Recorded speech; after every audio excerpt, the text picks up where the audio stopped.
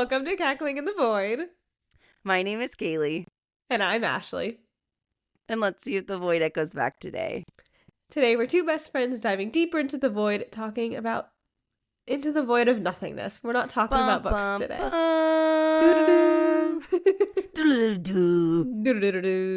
Do-do-do. Yeah. So welcome everybody. You get our beautiful voices doing whatever we wanted. But we are going to be reading a story about a man that was kidnapped by dolphins. I love that that's what we're going to be discussing today. Yeah, I was like, I don't know if you guys have heard about the Florida man that was kidnapped by dolphins, but we should definitely talk about that. But I do think it'd be fun if we did like not the asshole like Reddit stories, because you and I would dive so deep into it. And then this little tiny detail, but then we need this detail. We get so into it. We'll so if that's see. something that sounds good, let us know. Yeah, let us know. Drop a comment down below. And also if you drop a comment down below, drop your favorite "Am I the Asshole" story too. Oh yeah. I was like, if we have any Redditors, I just listened to one let us know. From a spooky one. And there was this guy that had a roommate, and he'd been living there for like 2-ish years. And the roommate kept asking, like, oh, like, would you ever swing the other way? Blah, blah, blah. And he kept going, no. And he'd be like, oh, we'll see about that. And then I was like, that's a weird thing to say to somebody, but okay. And then one night the guy was sleeping and he heard like rustling under his bed, and he thought it was a mouse. And it was the roommate sleeping under his bed. And I went, oh, God, the answer's no. That's something someone in my life would have done. I'm like, first of all, how long have you been sleeping under my bed? And so then is this a recent thing? Or is this been going on the entire time? We got more details. So then the guy described it as like, I've never had a set of terror hit me as hard as it did. And I'm like, well, yeah, obviously that's like first off, your room. And under the bed is very weird. Like, even if like, let's say you were under my bed, I'd be like, Kaylee, we can't do that. That's a little weird. No. I mean, if I went under your bed, I wouldn't be sleeping under there. I'd be waiting to grab your ankles when you put them down. Yeah, I know you would. But like honestly, I like that is like the thing that I'm going to teach all of like my siblings' kids is to hide under beds and grab ankles. Like it's going to be hilarious. It's going to be the best thing in the entire world. And so then sorry.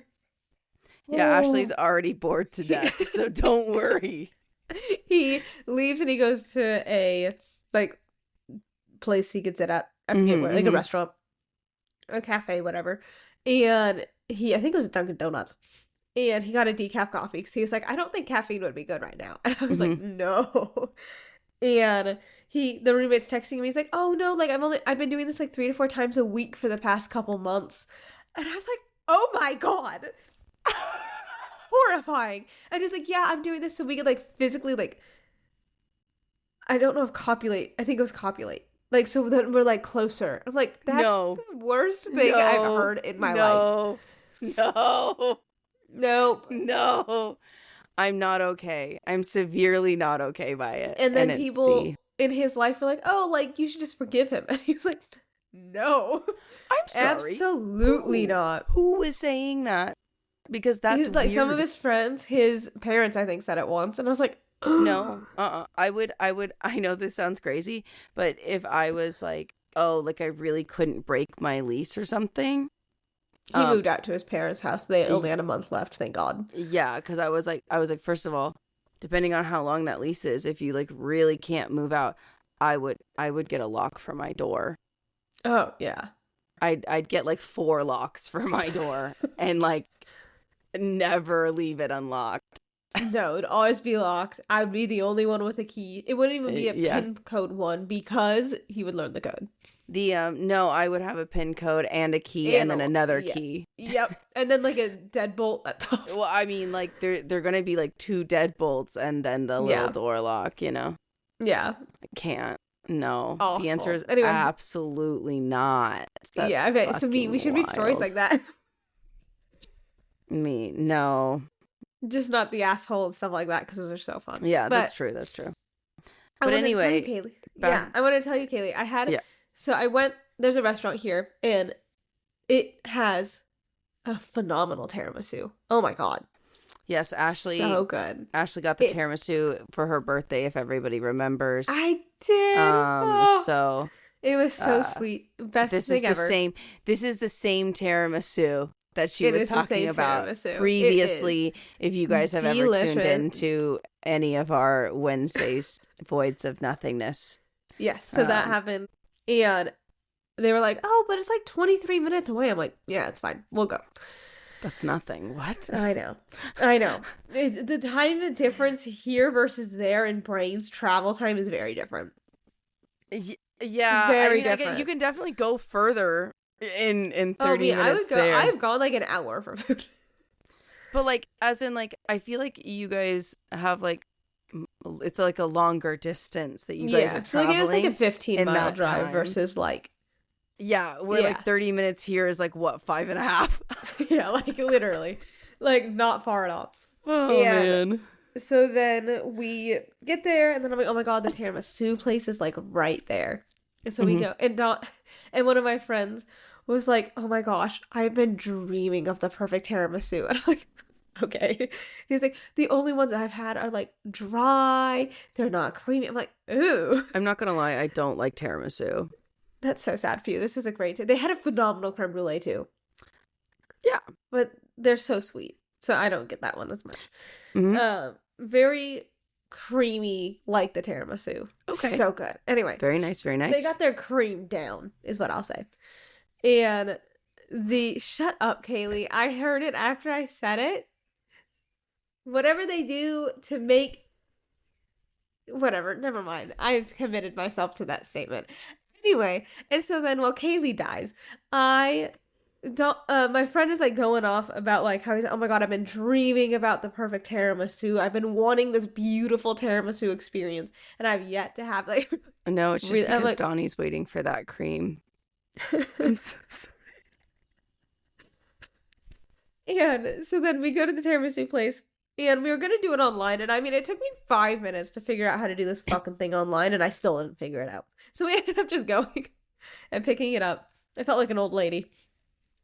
And because you had to like create a whole login. And I'm like, I just want a tiramisu. It's all I want. Why do I need to be logged in? Anyway. So we go and I'm like, hi, we just want to order some desserts to go. And she's like, awesome. Just go sit over by the bar. And so we go sit by the bar.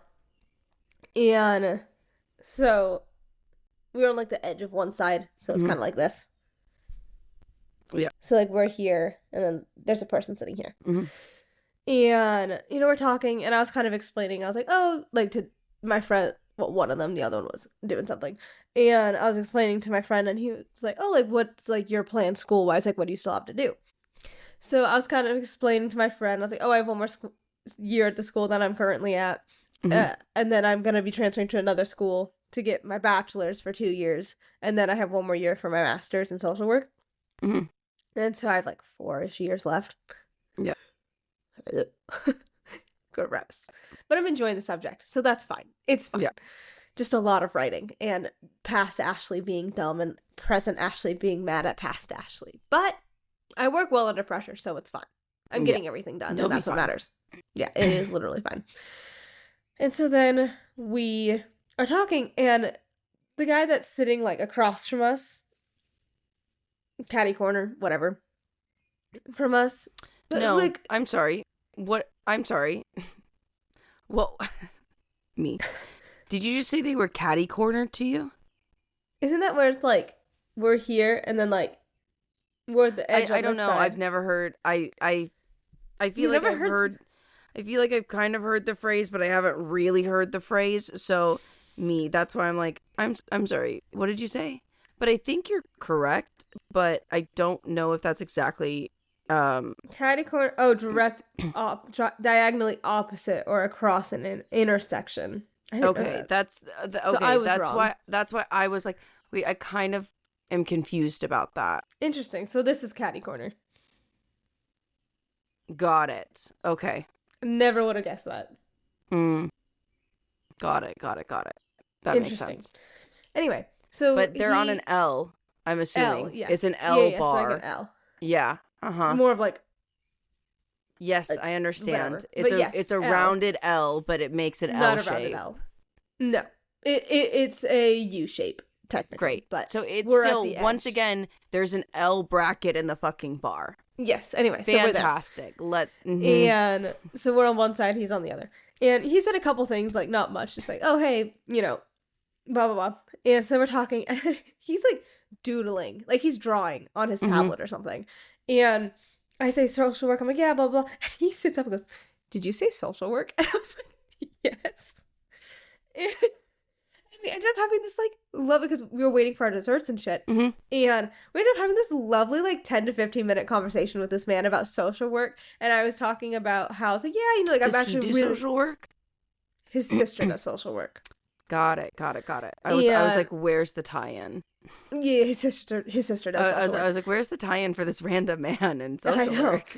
And he was talking about, and I was talking about, yeah, I just finished like I'm finishing up a substance abuse class. I just did my research paper on mental health and substance abuse and how they're like twined together. And I was like, yeah, and it's like, I really, really love the subject. Like, the subject of substance abuse is really interesting to me. And I was like, yeah, and it's like, I'm debating if that's kind of the route I want to go, but I'm going to see what I feel like in a year.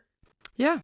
And he was like, oh my gosh, like, and like by the end of like the 15 minutes, he was like, you're going to be a great social worker. And if you go into substance abuse, you'd be so great at it. I'm like, I love that.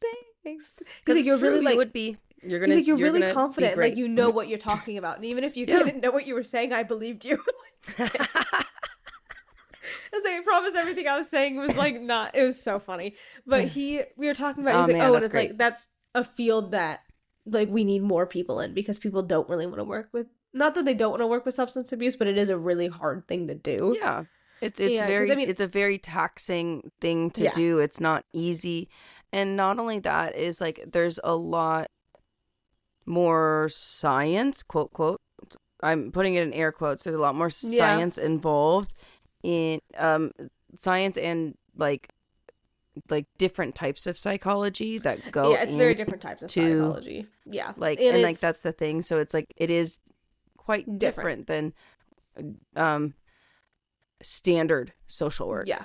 And so and if I wanted to go that route, once again, I have another year to go. And what was really fun though in that class is because I have a lot, like I have all my pre-nursing and like that knowledge, because I had to take such an in-depth A&P. I had to take microbiology and stuff like that. In like science, nutrition, and exercise, those classes that people in this class didn't have to take because they weren't in the nursing track. The teacher ended up calling on me, asking how these affect the brain, and asking me questions because I knew more of the answers to that, like absolutely physical side versus her like social. The class was very much like, how does alcohol, drugs, and shit like affect you mentally, socially, and everything like that, but not necessarily the effects it has as you're using it. Yeah.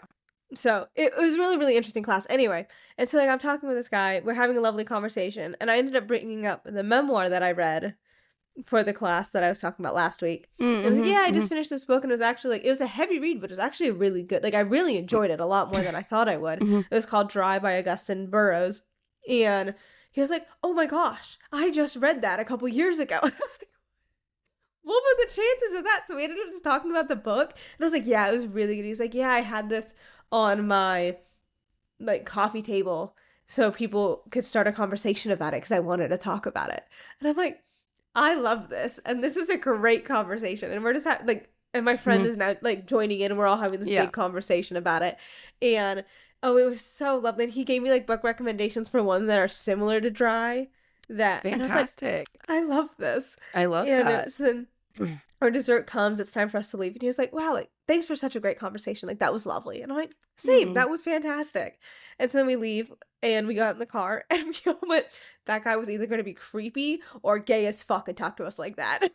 Yeah, there was like no in between. And the age range is probably late 20s, early 30s. Yeah, that makes sense. Yeah. So makes sense. He ended up being, and like it's fun. I love having conversations like that with like strangers, like those actually real, like being real in-depth conversations about a very specific topic. I can't tell you this man's name. But it was a lovely conversation. But it was a great conversation, and you got good tiramisu, so therefore it was a good day. And my friend was like, "This tiramisu is phenomenal." I'm like, "No, I know." I love that. He was like, "I'm having my dream tiramisu." I'm like, "No, and you're never gonna. Everything's gonna be compared to this goddamn tiramisu, and you're gonna be upset about it." That's so nice. I love that for you guys. So that was my bar experience. Lovely. I love that. I don't like coffee that much. So I don't really love tiramisu because I don't like coffee, but I like the idea of tiramisu. So I like the idea of the cream and then the lady's fingers like dipped in something and then more cream with like some topping, and like I like the concept of tiramisu. Yeah. I think the concept of tiramisu is good. I'm not saying that you're going to like it, but I think you should at least try it. I just don't love coffee. I think I don't love coffee desserts, like even I'm coffee ice cream. I'm not the biggest fan of coffee too much either. I do like a coffee ice cream, but I think it's just because it's if I'm gonna, I think the reason I like it is because it's bitter. Black fucking coffee. See, I think the reason I like it is because it's bitter. Yeah. See, that's the thing is, it's bitter, but it's just not me. I was like, for me, it's just not the right type of bitter. Like, that's so fair. That's so fair. Like, because like if we're gonna do bitter, I think I would prefer to do like. I mean, people say that it's bitter, but like I would prefer to do like a sesame seed, or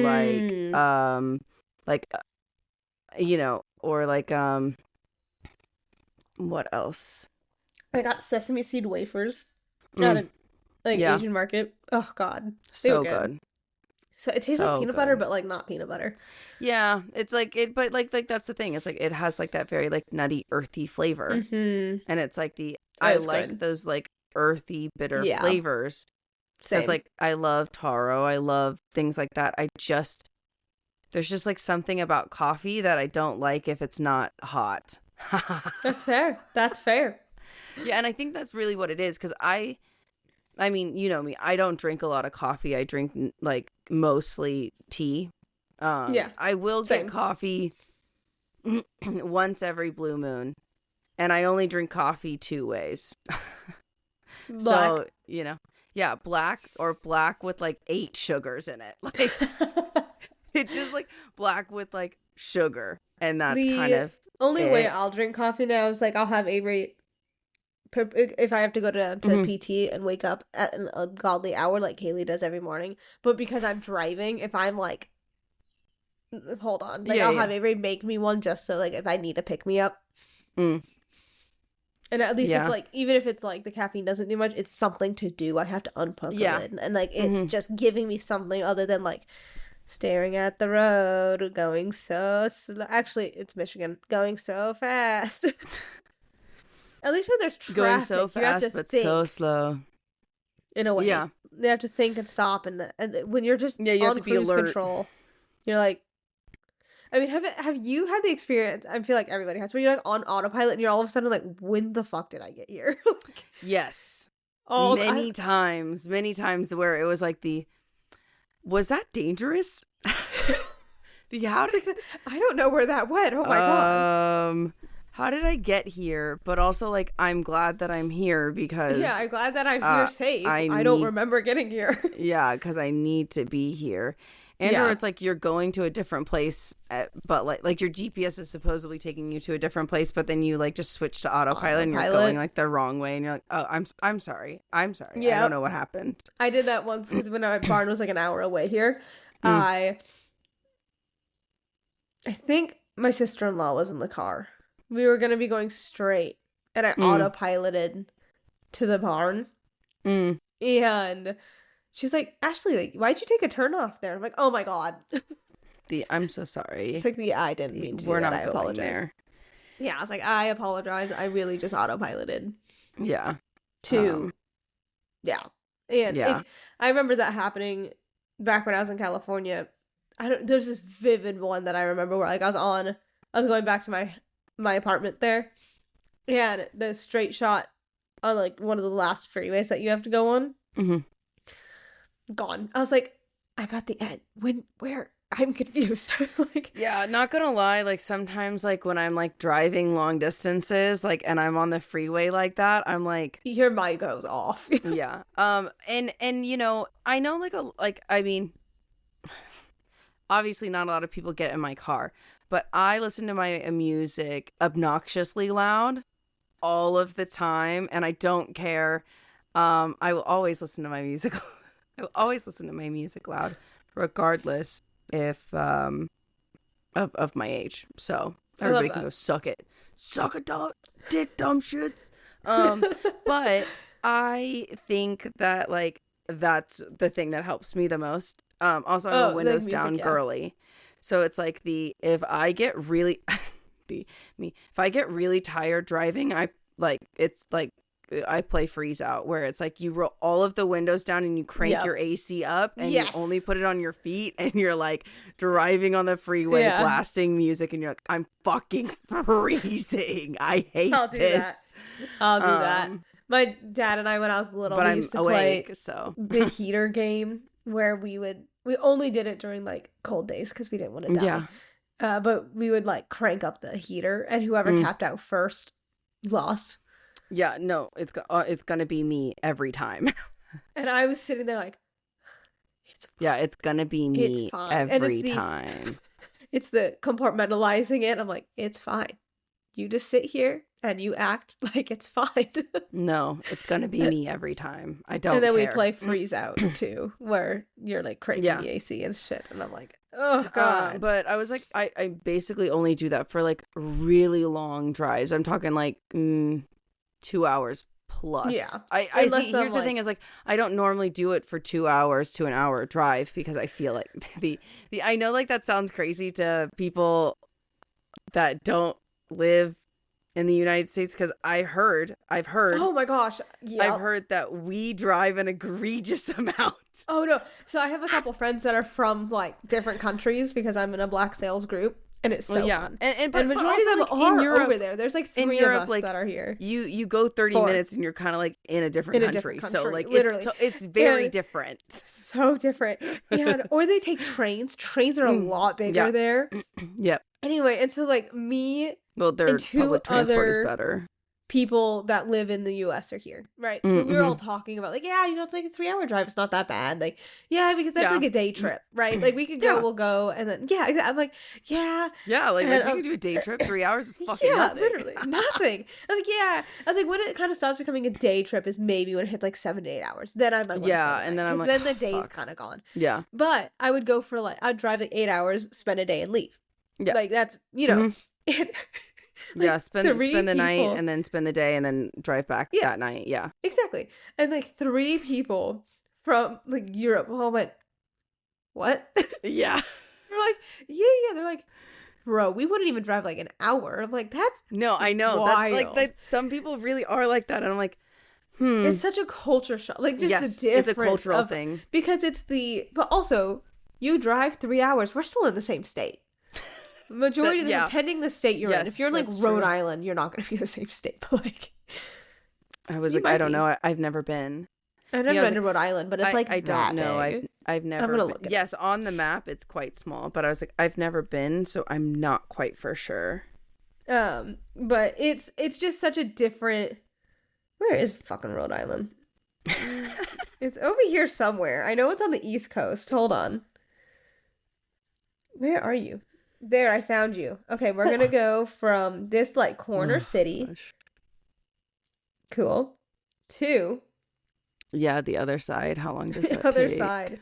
That's out of the state. We'll go to Haversham. No, I don't want to drive there from here. God damn it. Well, what Ashley figures that out. I find that like to be like kind of an interesting thing in certain ways, but like as Ashley was saying, it's very much a cultural thing. I know that Ashley has 80,000 fucking alarms that she could never turn off. I thought I turned them off. Yeah, that's what she says. She says it every time. She's like, I turned them off, I swear. And I was like, that's why they keep going off. Okay, you are correct. I kind of got the but it is definitely like a cultural thing. like to drive, but I also think it's like a. So I have it set for the top of the state to the bottom of the state. Okay. And it takes an hour and 15 minutes. Wow. Okay. That's little. That's crazy, but good. Dude, I would do that probably so often. I'd be like, let's go get food down there. Like, and like that's the thing is like for me, I'm like very similar to Ashley. I'm very food motivated. I'm very food motivated. So if I see food that I'm like, oh fuck, that looks so good. I think I would definitely go and I would drive.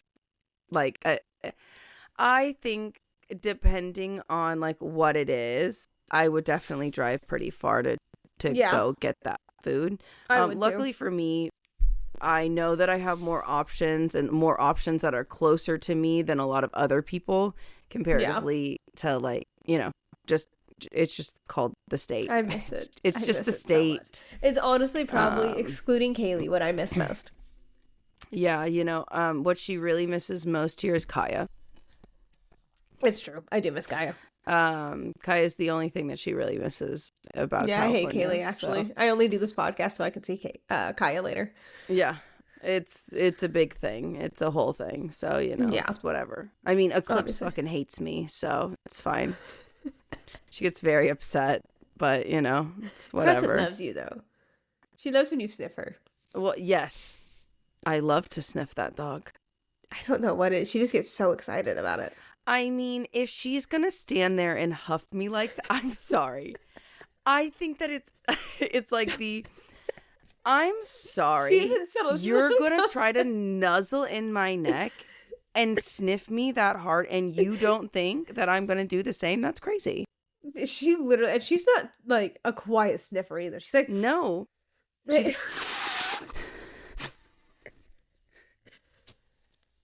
yeah, I'm gonna sniff you just as hard. That's air, crazy. Like sucking on. Oh my god. Yeah, it's so like you funny. can feel it, and you're like, oh, girl, so much. And then you sniff her back, and she looks at you like, oh my god, you're sniffing me. Like, I know. And you're like, okay, yeah, I'm sniffing you. I'm so glad that I'm sniffing you. And Eclipse looks so offended. All the time. It's okay. She loves Kaya though. Kaya's one of her favorite things ever.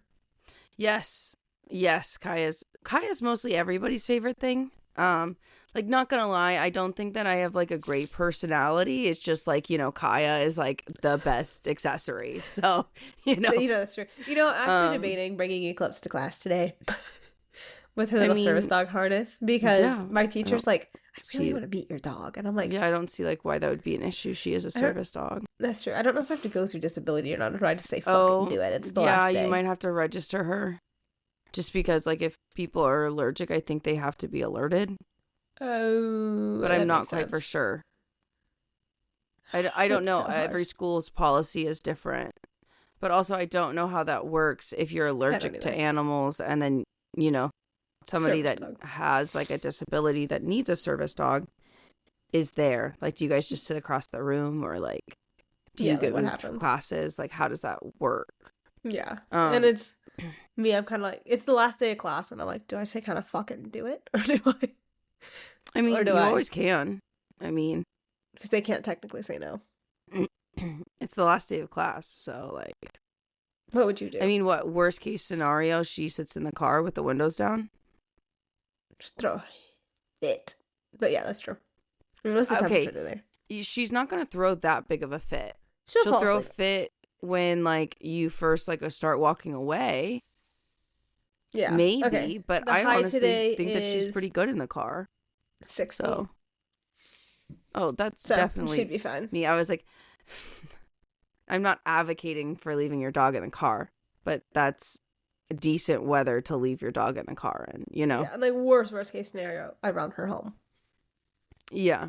Or like, I have Avery run her home. Yeah. Like it wouldn't be bad. Like, it's not like you guys don't live that close. Like, yeah. It's not like we're like 20 minutes away now. It's yeah.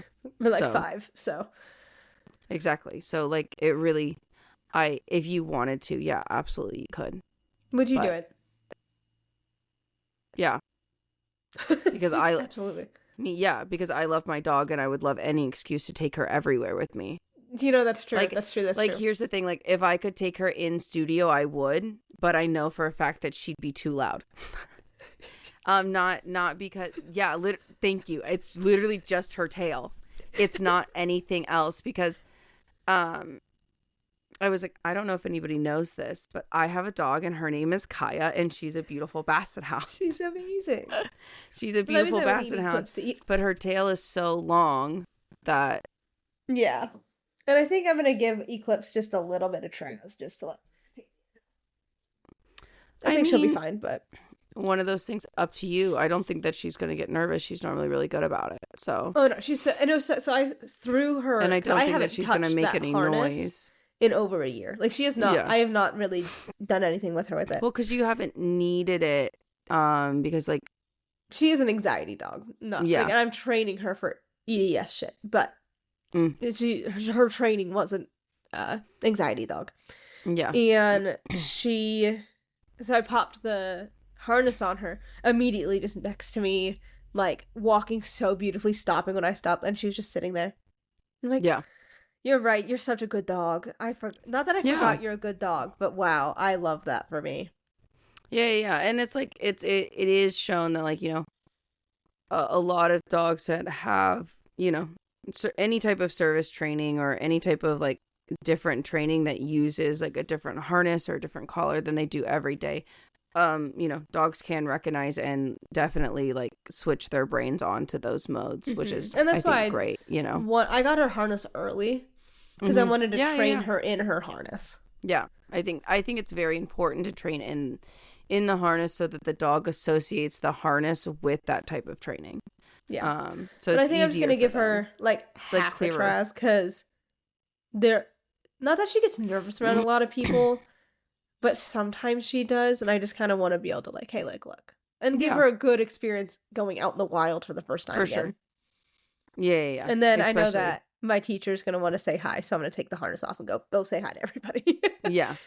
Because it's Eclipse, and I actually don't know if she might go to Asia. She might go to my friends, but I don't know if she'll go to any of them. She's social, but I feel like she's kind of shy. I don't know. I don't know what she'll do.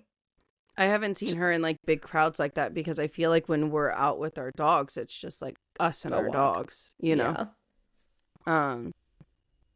So it's like I don't know. I don't know how she is in crowds. Because like also it's like here's the thing is like everybody. Kaya actually does really well in the airport ignoring people. Eclipse is good at ignoring people. So yeah.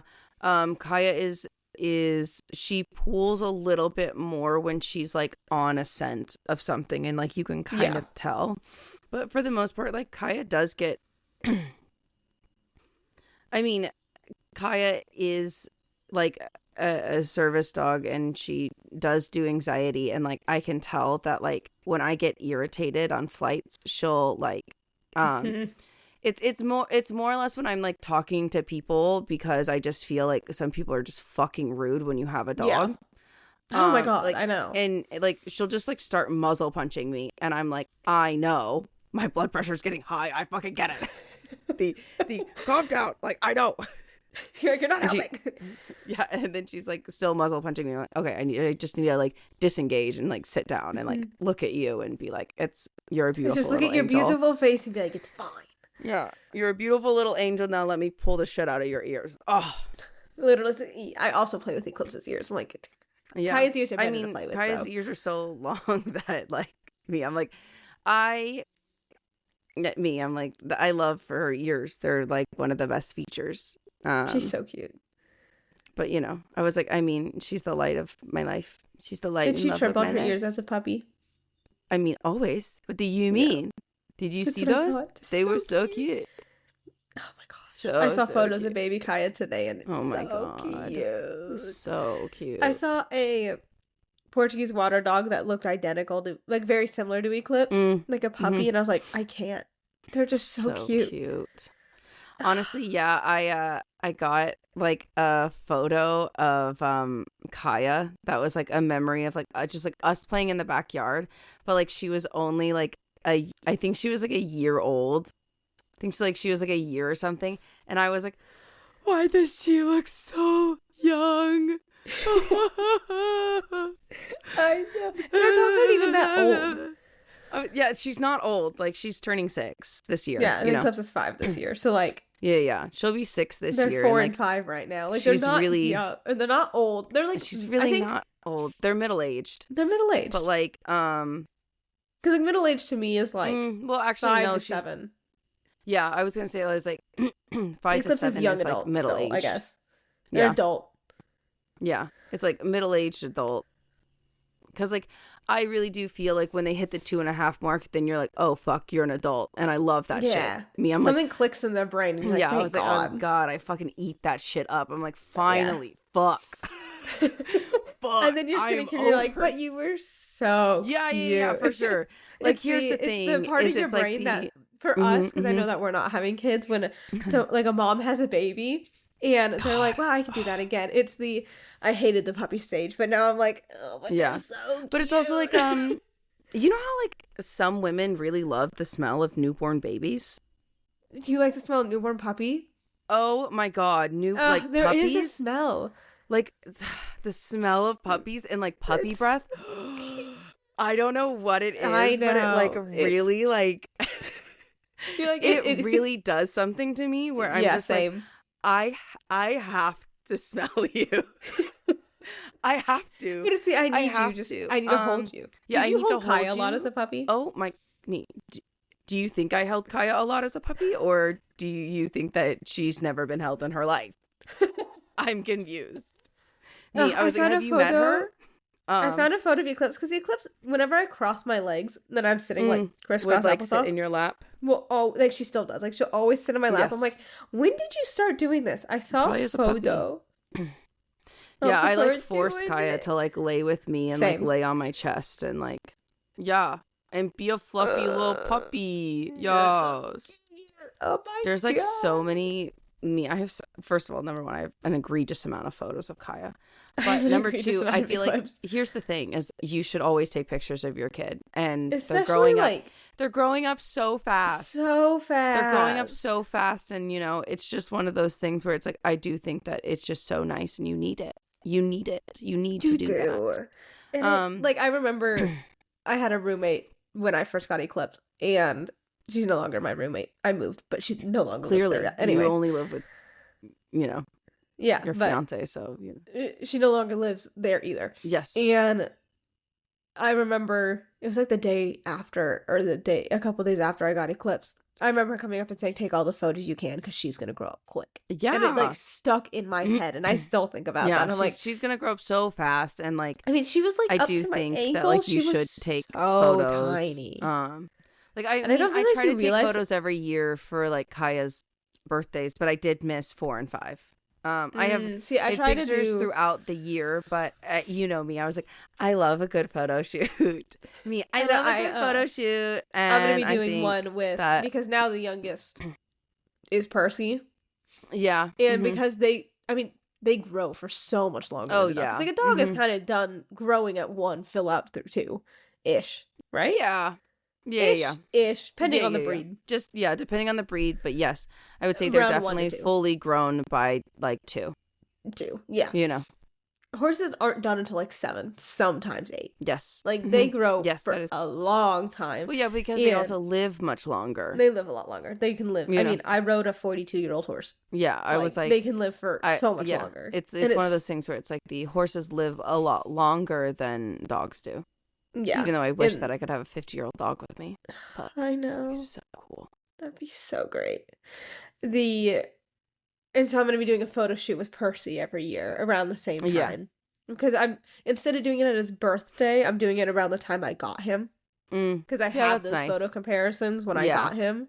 That's around fall, so his colors really, really are like are popping against like the colors of, and like in the back. The photo shoot that I did last year turned out so good. Yeah, they're beautiful photos, and he looks very handsome, and you look very beautiful in those photos. Thank you. And I got so many more photos than I thought I would. Oh, yeah, that photographer is very, very kind and super nice to like send you all of those raw photos, plus edited photos on top of that.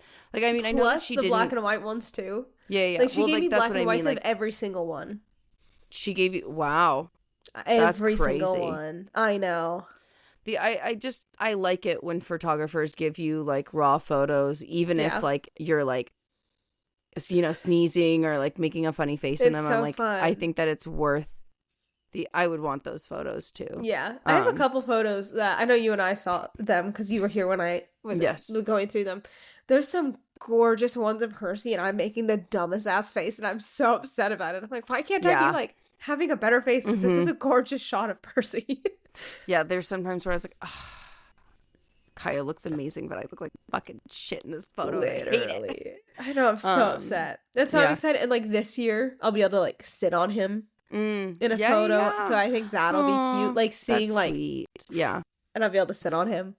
Yeah, that's very sweet. So I'll have to wear something that I could sit on him with and also be careful. Just sit on him. Okay, now get off. Well, yeah, of course. He is young still. Yeah. And I'm assuming that you would also do it like bareback or like a pad or something and not in a saddle. Just not because he can't wear a saddle, but just because aesthetics. I was like, because because of the aesthetics, it would look better. Yeah, and we're gonna hope because of the aesthetics, it would look better. Yeah. You know. And we're gonna hope I don't slide off because that horse is well, I mean, you're gonna wear pants and or like I'm not gonna wear like shorts leggings. or I would like go something. like flunk. Yeah, like you're gonna wear like, you know, something, but we'll do like an overskirt, like a pinned overskirt. I'm like already planning your outfit for this like photo shoot that you haven't even booked yet. I'm gonna be flying out to help you again. I'm like, I really like, I'm just gonna like I send Ashley an egregious amount of like clothes for me specifically. Like, I was like just links for clothes that I'm like, I think that you need this. I think that you'd look so cute in this. This is what I want you to wear. Does Ashley get all of them? No, but she does get some of them, and I'm very proud of her because I'm like, I want to go thrifting again to get. I honestly think I think that Asia has a great sense of style, and she should also take you because I agree. I do think that. Wow, I like the ice blue for him. I think it'll be pretty. Yeah, I like that you're changing his color a little bit more. I like the ice blue. Yeah, I think. Yeah, and I also know that like he's always had like blue, but I like that like he's kind of green. I mean, to be quite honest, it's always been turquoise. Like Well, so how I color code things, I kind of color code my dogs. So like Eclipse is blue, teal, Crescent's purple, and Percy was green. Because also, I feel like green just looks good. Green looks really good with him, yeah. He's a but I do like that icy blue. But I do like the forest green against his oh god, his coat. Found very one that's similar to how I like green against like your coat. Haha, get it? It's almost like our hair is like almost identical. It's very similar. So. Yeah. It's oh a my very god, I pulled color. up a photo of just Eclipse as a puppy. Okay, that's not what I wanted to show you. Very cute. Oh, I had him in pink the other day because someone was like, put pink on him. Okay. Everybody really wants to see Kaya in pink, and I'm like, she's not a pink girly pop. I'm so sorry. I don't think Percy's we roll down our girly. windows and she has her head out listening to heavy metal. The answer is she's not a pink girly. He's cute. Yes, secure man. I feel like he's filled out a lot too. Yeah, I do think so. Oh my god, Mom, look, I just got my nails done. Literally.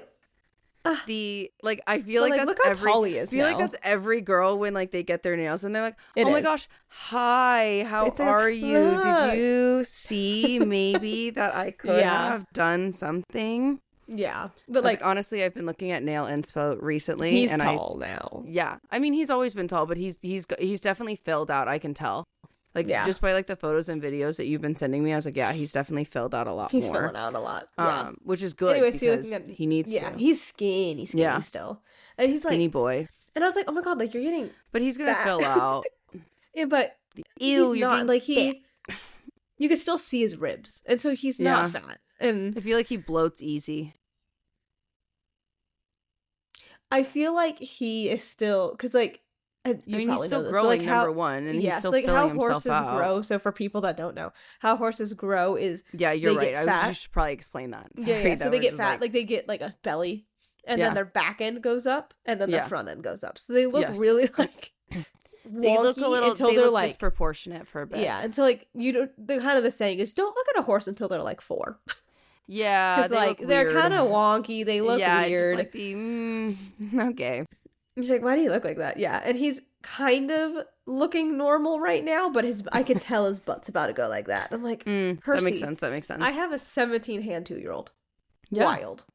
I mean, you knew that he's I knew part that. warm blood. Well, okay, like, so that was they going to be a thought thing. we kind of predicted he's a quarter he was horse going to warm be. blood. You didn't think that fucker was going to be huge. He's a thoroughbred warm blood. He's not a quarter horse. There it is. Still, regardless, still even bigger. Tall jeans. So yeah, okay, let's go. Like even fucking bigger. So because they thought he was going to be around like 16'3", and I'm like, that's hilarious. Because his dad is 17, his mom is 17-ish. I think it depends. Because, like, you know, that's everybody kind of has, like... And then, but his dad's that's a really big mare. Damn. Oh, I know. His dad's full brother is 17'3". His dad's full brother is 17'3". His dad's father was 17'3". So he has the genes to be really fucking tall. Yeah, and, like, mom was already that big.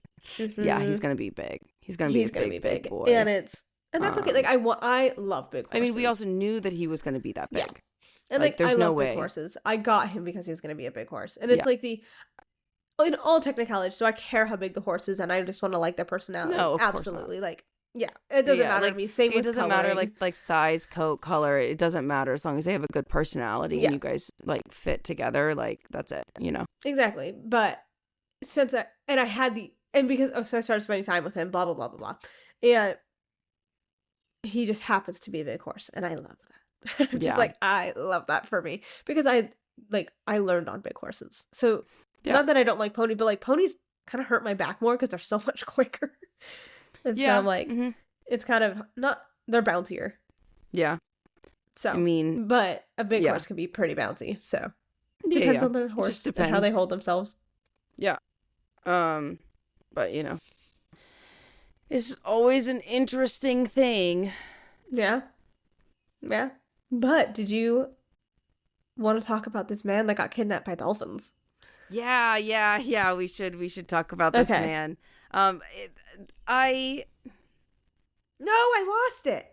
Hold on. I don't know. I came across it and it was like the most outrageous thing ever. And like, there's this like one girl that's just been like talking about conspiracy theories about it. And I'm like, I love that these people are like really loving the theory that this man really got kidnapped by dolphins. So in Florida, there's this man that claims that he was kidnapped by dolphins, a pod of dolphins, not like a singular one, but like a pod of dolphins, for 3 days. And they took him under the ocean, like 40 feet under the ocean, to build structures for them, to like basically make a condo. They wanted condos. He was building condos under the water for this pod of dolphins. And like the leader of the pods was Gerald. And Gerald. Yeah. Gerald handles a lot of things and you just don't ask questions. So I found it, and this one does have an update. So I love the fact that that's an update. Yeah. Okay, so we're going to start from the beginning. Oh, okay. So this is a story that's gone viral on social media. A 33-year-old man found disoriented and sunburned on it's a beach early on Monday morning, claiming he was abducted by a pod of dolphins and forced into labor on an elaborate underwater construction project. What began as a seemingly outlandish tale is now surrounded in a deeper mystery following medical evaluations and a routine background check by authorities. Yeah, like the fact that the fact this that one has authorities, the fact that the authorities were like, maybe we should get you tested. For something. Literally. We don't know what yet, but like for something, yeah. Yeah.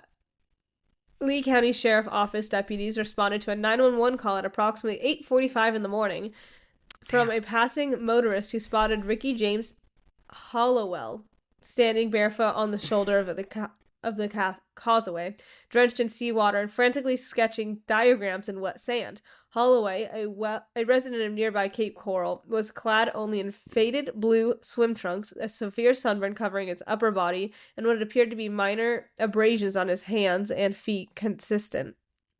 He later claimed with handling coral and structural materials underwater. According to the official incident report obtained by the press, Hollowell recounted being approached by a group of bottlenose dolphins while swimming recreationally off Fort Myers Beach on Friday afternoon. They surrounded me like a security detail, Hollowell told the deputies. It wasn't aggressive at first, but they nudged me deeper away from the shore. Before I knew it, I was a sight about 40 feet down in the Gulf, helping build what looked like a full-scale aquatic habitat. Hollowell described the dolphins communicating via a complex series of echolocations, clicks, and whistles, which he said he could, in quotes, pick up on after a few hours. It was like learning a new language on the fly. He identified... Yeah, like the fact that he's like, I can talk to these dolphins now. I mean, I guess, like, we can kind of understand what our dogs are saying. You know what I mean? Like, I get the idea of, like, learning, like, but yes. Wild. Mm-hmm. Anyway, he identified the apparent leader of the pod as Gerald, a larger male dolphin with distinctive scarring on his dorsal fin, whom he referred to as the project foreman. When pressed by deputies how he survived underwater for 3 days without oxygen, Hollowell replied cryptically, sorry, Gerald handled the breathing part, some kind of bubble system or pressure adaptation. I didn't ask too many questions. You don't question Gerald. He's got that authoritative vibe. Don't question Gerald. Whatever Amazing. Gerald says, you just do, and you don't question it, man. That's so great. Deputies noted that Holloway's sand sketches were remarkably detailed, spanning around 10 feet across from the, including scaled blueprints for what resembled a submerged community, multi-level condo structures made from natural coral and synthetic materials, a town square with gathering pods, even a recreation center featuring what Hollowell described as dolphin-friendly obstacle courses. Deputy Sean Oakley, I love that they made a playground for themselves. I love that. 11-year veteran of the sheriff's office remarked in the report, I've seen my share of oddities in Lee County, but this guy's diagrams and zoning regulations penciled in, setbacks, load-bearing specs, even environmental impact notes. It was detailed enough to make you wonder if he wasn't onto something. Hollowell insisted that he was released Sunday evening, and the Dolphins deemed his contributions satisfactory, with Gerald allegedly signaling that he might return for phase 2 of the project. Then he swam to shore, disoriented from exhaustion, and hitchhiked part of the way to the causeway before collapsing. See, this is my thing. How is Gerald going to find you? Yeah, right? That's what I'm confused about. So, emergent responders transported Holloway to Lee Memorial Hospital for evaluation, where he was treated for dehydration and sunburn. No drugs or alcohol were detected in his system. That's wild. I would have said, man, you are high off your ass. No drugs or alcohol in his system is wild. That's why, like, a lot of people are, like, kind of like, Update. Medical findings and background check added a layer of intrigue. As of Thursday afternoon, hospital officials have cleared Holloway with a clean bill of health, reporting no signs of delirium, psychosis, or head trauma that could explain hallucinations. However, a routine chest x-ray and fluid analysis revealed trace amounts of Gulf seawater in his lungs, specifically saline levels matching examples of 30 to 50 feet offshore. That's wild. Yeah, no, it's very consistent. With microscopic marine particles like diatoms and plankton residue, Dr. Vasquez, the attending pulmonologist, I couldn't tell you. The lung people stated in a released summary, this isn't consistent with a brief drowning incident or aspiration from swimming. If his respiratory system was exposed to seawater for an extended period of time, yet without the expected inflammation or damage. We're consulting marine biologists for further insight, but it's puzzling. Adding to the enigma, a background check conducted by the sheriff's office uncovered Holloway's impressive professional history in aerospace engineering. Holloway, who holds a master's degree in aerospace structures from Massachusetts Institute of Technology, previously worked for a decade in the Lockheed Martin in Orlando, where he specialized in advanced composite materials and submersible vehicles designed for deep-sea exploration projects funded by NASA and the U.S. Navy. Colleagues described him as brilliant but eccentric, with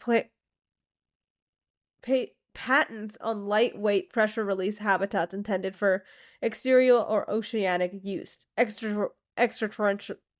space or oceanic use. One formal supervisor speaking anonymously noted Ricky was always talking about bio-inspired engineering, mimicking marine life for better tech. If anyone's story about building for dolphins could have a kernel of truth, it's his.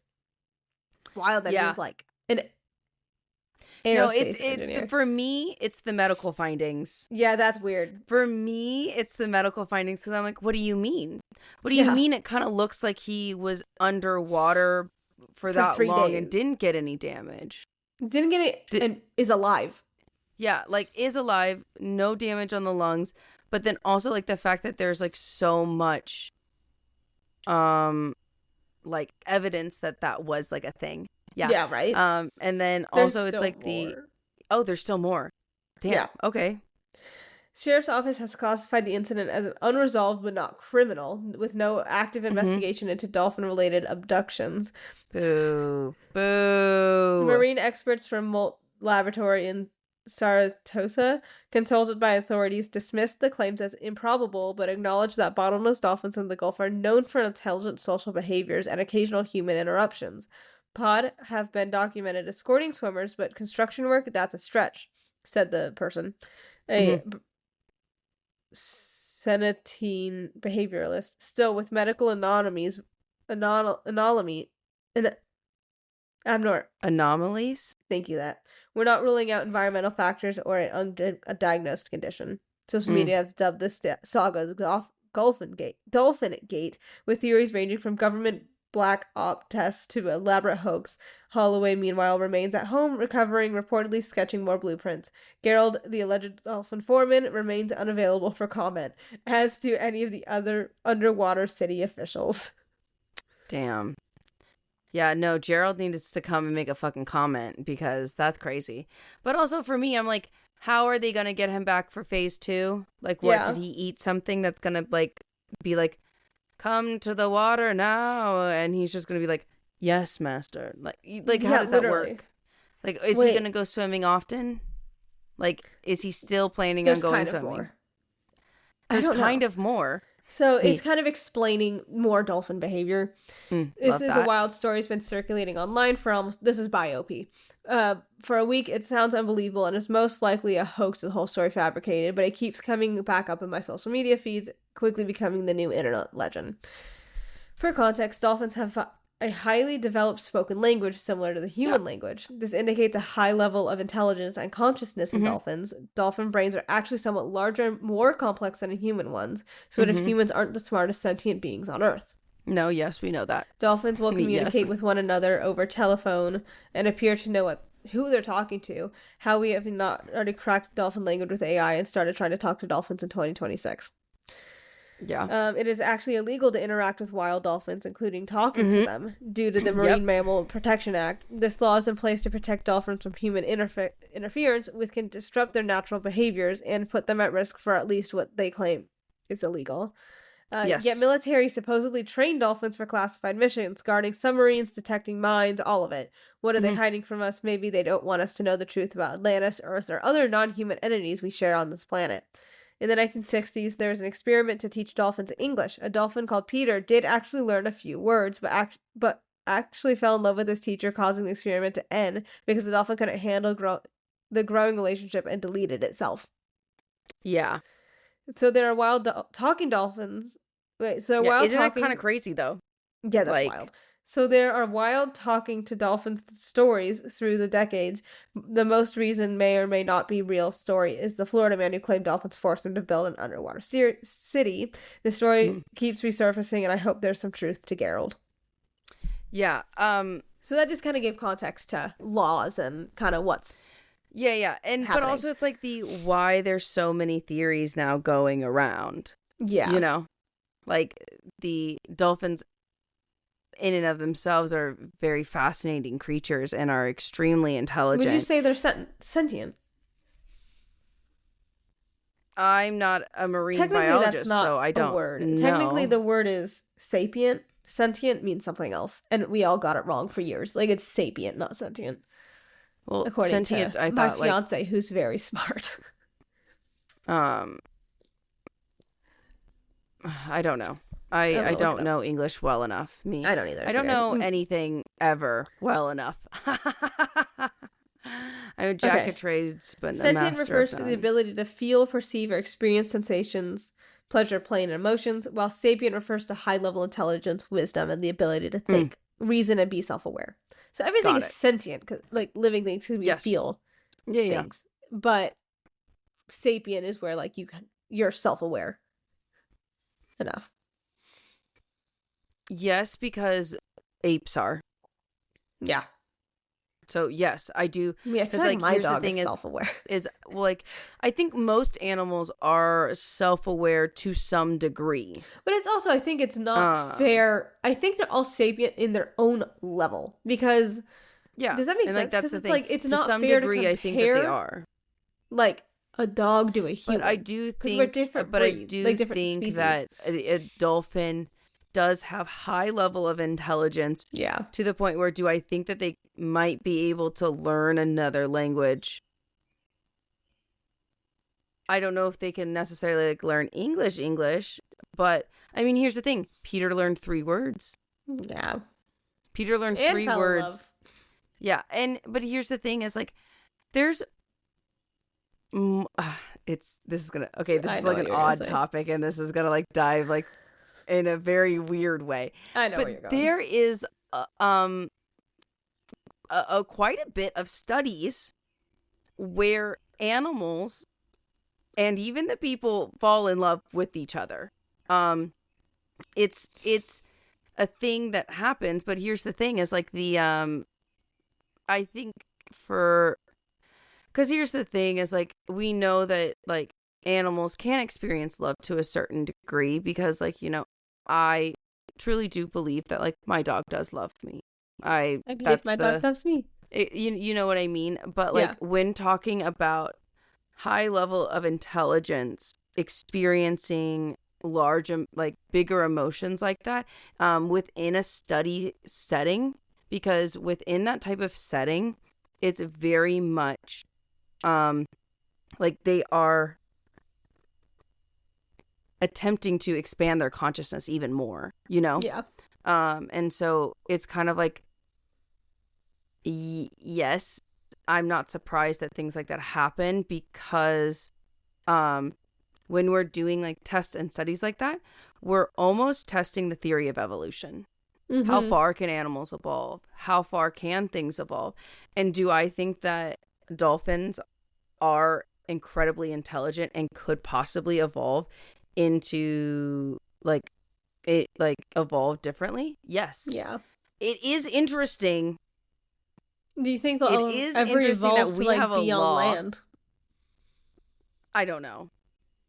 I mean, here's the thing: I think that if they like did have the ability to like live on land, there's other animals that came from the ocean, like that came from the water that evolved from, sea life. So it's like I don't think that that's a far stretch. Do I think we're gonna see it in our lifetime? No. But do I think that like maybe in like a couple hundred years? Yeah, for sure. Like why could that not happen? Yeah. You know what I mean? I feel like once they do that, they're gonna like, because they're gonna be able to take in so much more information. Mm-hmm. That's when they'll start learning and so English, and they'll start like, I don't think that. But also, they probably look so funny on land. I said they probably look so funny on land too. I mean, do you think at that point they would look like dolphins?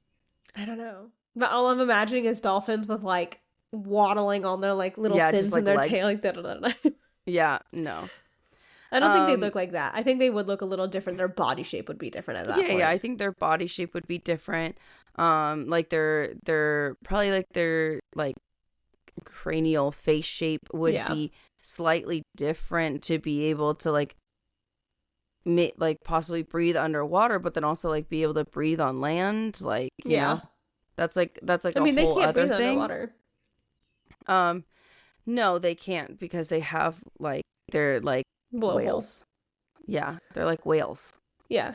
So I don't think because they can hold their breath for a lot longer, but they breathe. Like they already can't breathe underwater, so it's like them going from like comparatively to a fish or a shark going to land, makes a lot more sense because they already have the lungs to breathe air. Yeah. So it's just like I'm just saying it seems interesting, but so you think don't that this actually question happened? Gerald. The answer is I don't think Do I think that it's plausible that a pod of dolphins would kidnap a human? Absolutely. The absolutely, that is a big thing and has been recorded. Dolphins are not nice. Yeah. You hear stories of like people getting like Yep. Assaulted. Yeah, assaulted. Sexually assaulted by dolphins. Yeah. So like here's the thing is like that's a thing that wild? They do. Like thinking about it, isn't that wild? Yeah, I think that's why? Why does that translate to others? Yeah, I don't know. But here's the thing is like that's a very interesting thing that happens obviously like within the animal kingdom that is a phenomenon that happens. Yeah. And so it's just like we've heard stories before that dolphins will kidnap people. Yeah.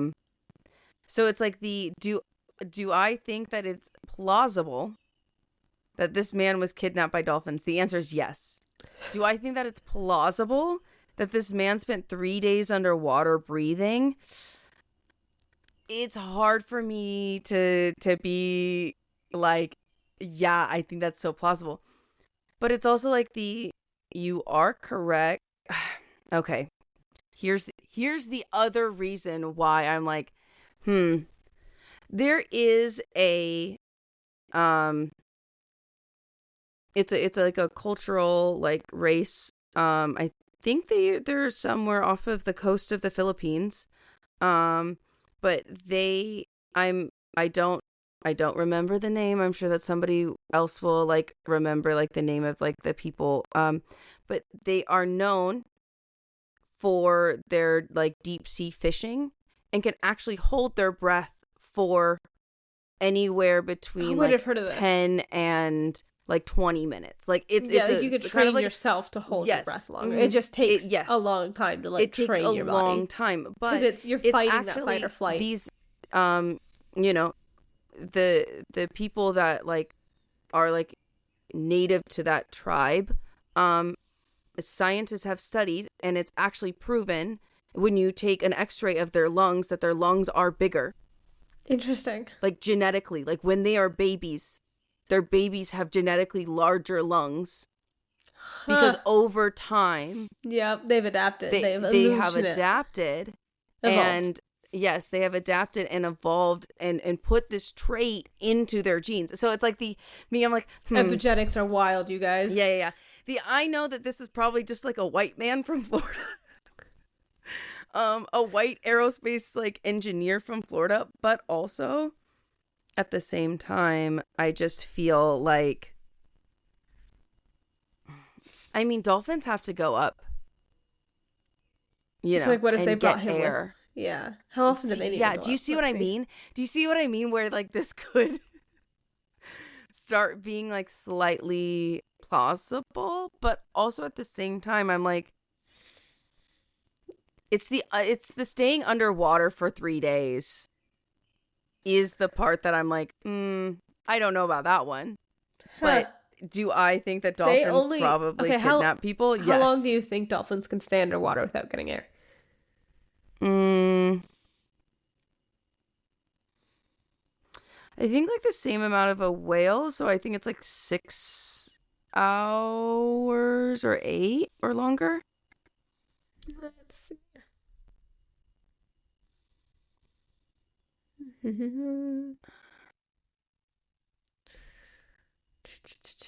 I thought you had the fact pulled up. I thought that's why you asked me. I did, but I'm trying to fact check it. I thought she had a fact pulled up, and then she stop talking. I think it could be, it most likely is longer just because it's been a while since I've watched a sea documentary. Okay, this is the AI response. Okay. Dolphins typically come up from air 1 to 5 times per minute while active. They are still mammals, need to breathe. They typically could dive for only 2 to 6 minutes. They could hold their breath for up to 10 to 15, or roughly 30 at most. What? So if they're coming up that often... Yeah. Okay. Me. Yeah, okay. Did he just sleep on the dolphin's back? But also, it depends on the breed. Yes. And it's like these are specifically dolphin, bottlenose dolphins. And bottlenose dolphins are known to be one of the smartest species. Here's an actual website one. Bottlenose dolphin have similar abilities. Here we go.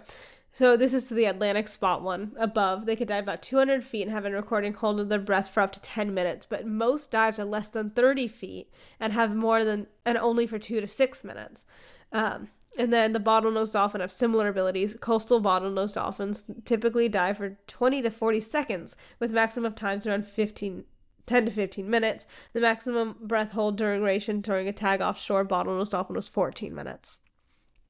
How interesting. Wow, a Rizzo dolphin is a deep water species, can hold their breath for up to 30 minutes and dive 1,000 feet. Damn. That's crazy. That's really deep. Humpback whales can hold their breath for up to an hour, but typically range 4 to 7 minutes. Belugas also typically have dives for under 10 minutes. Like bottlenose dolphins, orcas breathe every few minutes, but have longer dives around 10 minutes, too. But I thought they held their breath for 6 hours. Yeah, I was like, I'm really wrong. I just kind of assumed that they held their breath longer. The sperm whales can hold the breath for around 90 minutes, hunting underwater before resurfacing. In 1969, a male sperm whale was killed off on the coast of South Africa after surfacing from a dive that lasted 117 minutes. So they can't hold it that long. Got it. Curv's beak. 3 hours and 42 minutes. This is the longest dive ever recorded. For a dolphin. And that was a curved beak dolphin. A curved beak dolphin. Cuvier's beaked. So, about 10 to 15 minutes. But they normally come up in between 2 and 6. That's wild. I really thought it was a couple hours. Yeah, honestly, I thought it was way longer. I was like, obviously, I don't know anything about the ocean or dolphins. That's exhausting. Imagine having to go down and then go back up. That sounds exhausting. Yeah. But this is what we have to do. But we're not going down 30 feet. So talking about this man. But how interesting that is. They dive minute 30 to 50 feet and coming up every couple minutes. It's in the ratio. It's in the ratio range. So I don't know. What do you think? What do you think? I agree that I could totally see him being kidnapped by dolphins. That for sure. For sure. Absolutely. That's going to be a thing. Yeah. Do I think they were telling him to build shit? No, I think he got bored and was maybe building shit. Or he was just not building shit. And that kind of was just fun to think of. While he was bored out of his mind for 3 days, if he was there for 3 days. Do you know what I mean?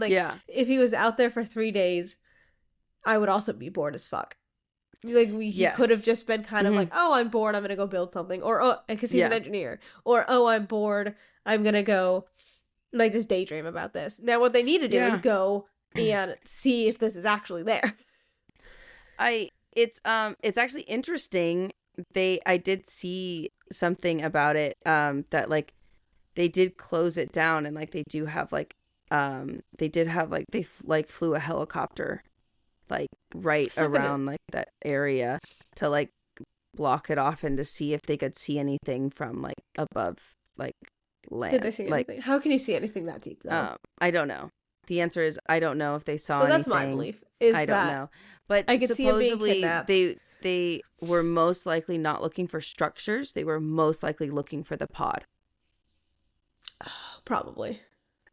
Which I'm how interesting. So if we don't really believe that Gerald is super real, why are we looking with helicopters for these pods? But it's also I feel I would want to see the structures more than the pod. I don't want to see both. Gerald needs to comment, obviously. What are you talking about? Gerald's comment.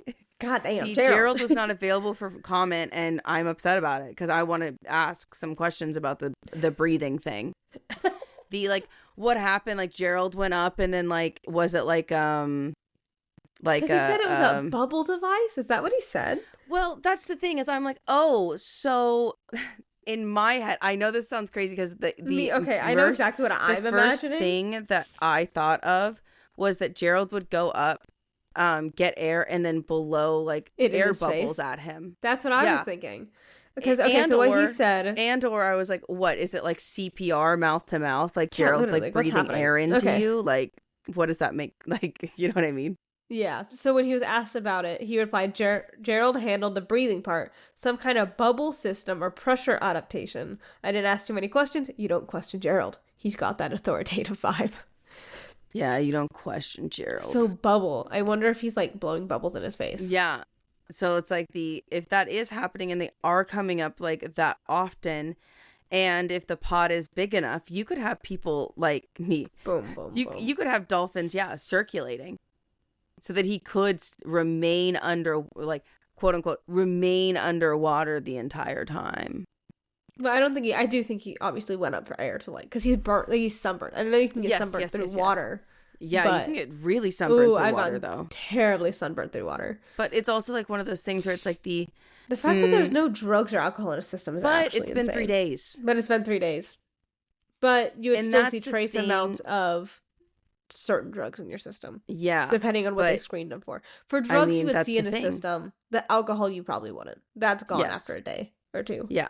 But you would see weed, you would see meth, you would see cocaine, you would see benzodiazepines. Like, you would see the big drugs like that. Can you see bath salts? I was like, I heard that in Florida they love to take bath salts, so I just want to know. I don't think they screen for those. The typical screening They really should. We just talked about the screening. They live in Florida. What do you mean they don't screen for bath salts? I'm sorry to anybody in Florida that listens to us. It's not, I don't mean it. I don't mean it really like that. I know that you guys don't take a lot of bath salts. It's just, that's where all of the stories come from. So they're typically, this is a 5-panel. They typically do, I'm going to look up for a 10-panel. I'm guessing he did a 10-panel. I mean, yeah. Especially if doctors are like consulting marine biologists, like, yes. Oh, for sure. So a 10-panel typically detects cannabis, cocaine, opioids, benzodiazepines, amphetamines, which is whatever. Yes. Barbiturates, and drugs like penicillin, MADA, but detect like time can vary. They also detect cocaine, opioids, benzodiazepines, methadone,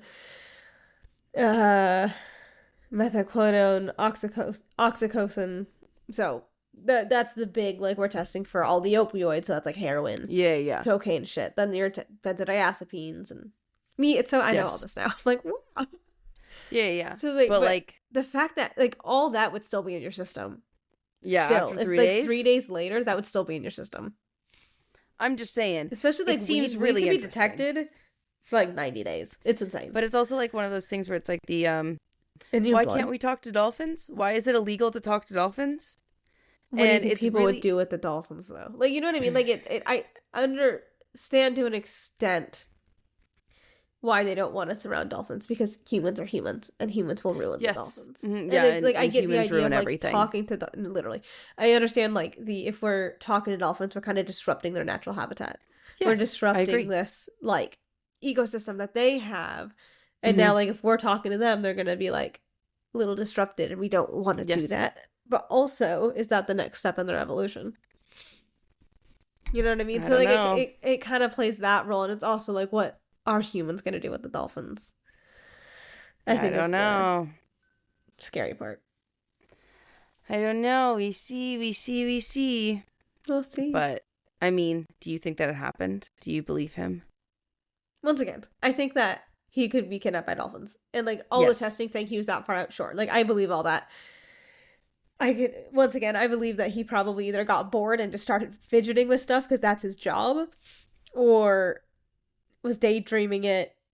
I need to see, why aren't they going and seeing if they built this? I'm confused. That's what I mean. I was like, why have we not, like, have divers in the water to see if these structures are real? Literally. Also, why have we not found the pod of dolphins yet? Like, yeah, where's the pod? You know, what, no sightings of Gerald? I was like, you know, this man's supposedly gonna come back for phase 2. Like, how does Gerald call him? I want to know how Gerald's gonna get him for phase 2. I really want to know. There's multiple questions where I'm like, how do you know when phase 2 is starting, though? Like, yeah, like, you know what I mean? Like, to go to the water. Like, did Gerald give you a date? Are you gonna go swimming every single day until phase 2 happens? Like, yeah, like, what's happening here? What's going on? And also, like, if you know you're gonna be, like, potentially, like, taken in, like, forced into labor, like, wouldn't you just not go? Yeah, go. But then it's are you scared of what Gerald will do to you? Yeah, because he has the authoritative vibe. That's right. Yeah, you don't question Gerald. Damn, Gerald. Damn, that's crazy. Yeah, so you're kind of on the same page as me. Yeah, absolutely. Yeah, interesting. I'm just baffled that nothing showed up on his screening.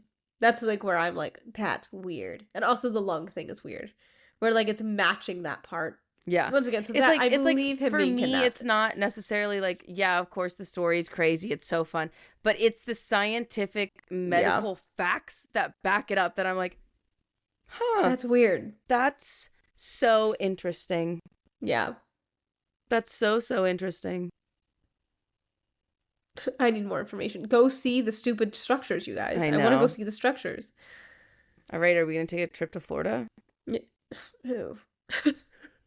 I mean, we got to get a diving license first, though. And would you be interested in scuba diving? Yeah, absolutely. I would love to. I mean, the more I learn about it, because, like, for a long time I was like, no, I never want to do that. What if you're out of air? Blah blah blah. I think, like, me as the person with the trauma of the ocean, going, wow, I kind of want to do that. But maybe it'll give me a new experience in the ocean, going, wow, look how gorgeous it is down here. Absolutely, yeah. Because I remember, like, snorkeling and stuff, and I loved it. It's like, it's hard because, you know, everybody has their own thing and interprets their trauma in, like, different ways and things like that. But, like, I have always been a really big water kid. Same. So pools, lakes, oceans, I was in it all of the time, 24/7. Like, yeah, so was I. Like, you know, because we are here in California, you know, you could go. We have sunny days every day. Like, it's very rare that it's cold. So it's like the idea of doing that is, like, very appealing, because also it's like one of those things where it's like I'm not the best swimmer, but I'm a decently strong swimmer. Yeah. And, like, I like to swim out to the buoy. I like to go far. Like, I like to do that. I love that Ashley loves to do all these things, and she just can't get in the ocean anymore. Like, no, trust me. I've had nights where I was, like, crying because I was so upset about it. I was so upset. You just gotta try it, you know? I do. I think it's been long enough. Yeah, no. That's why I'm like, I want to go back to the water. It's been like almost 10 years, Ashley. Like, you can do it. Wow. Yeah.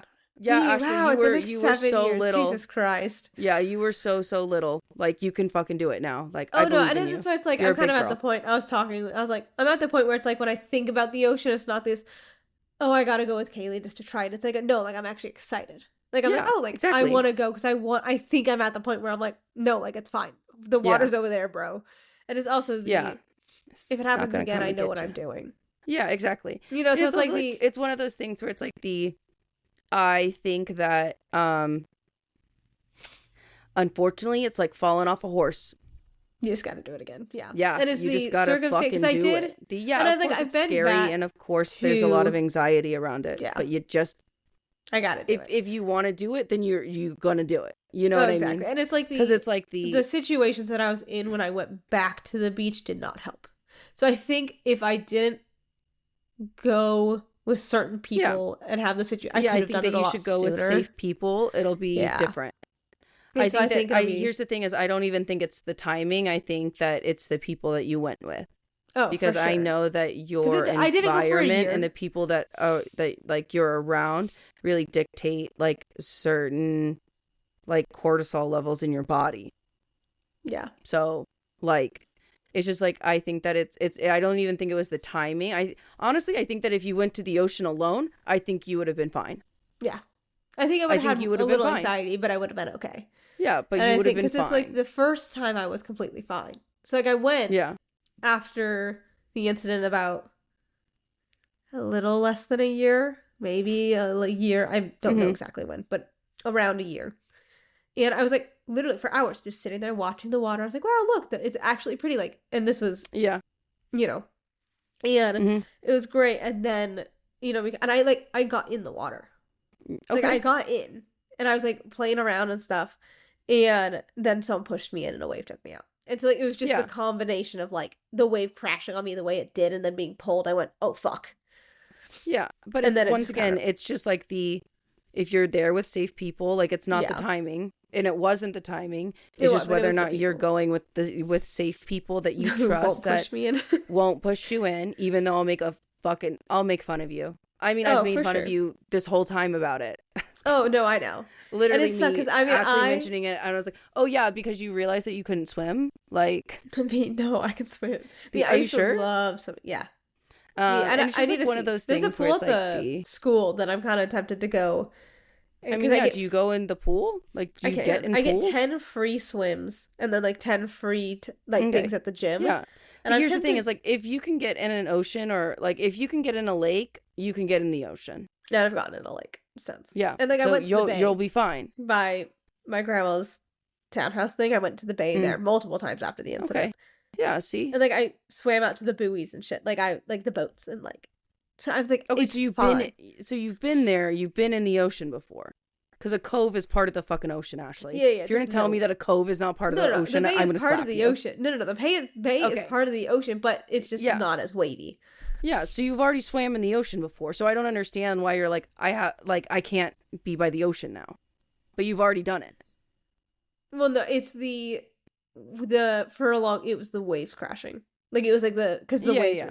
So. Is it just the sound or like?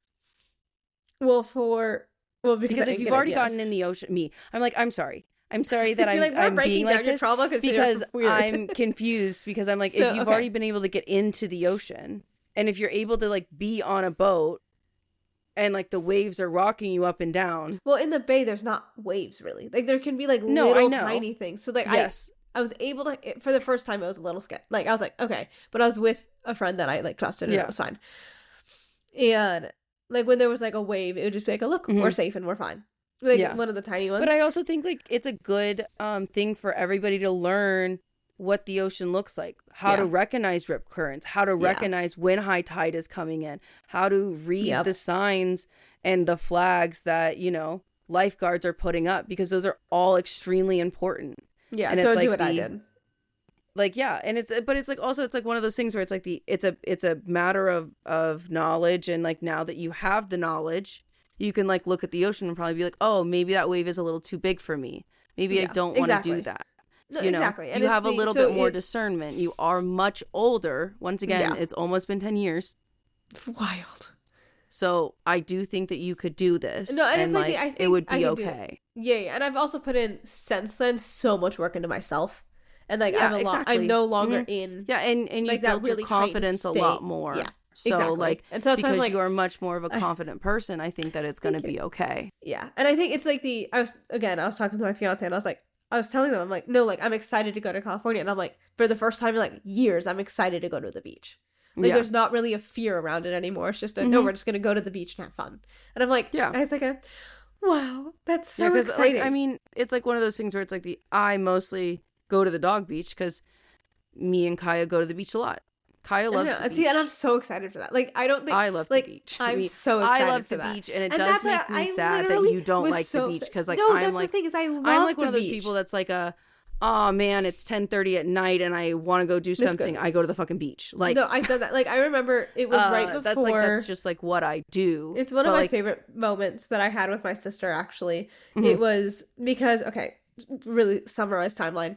September 2019 is when I had the rip current incident. I went in. Yeah, when she found out she couldn't swim. I was swimming.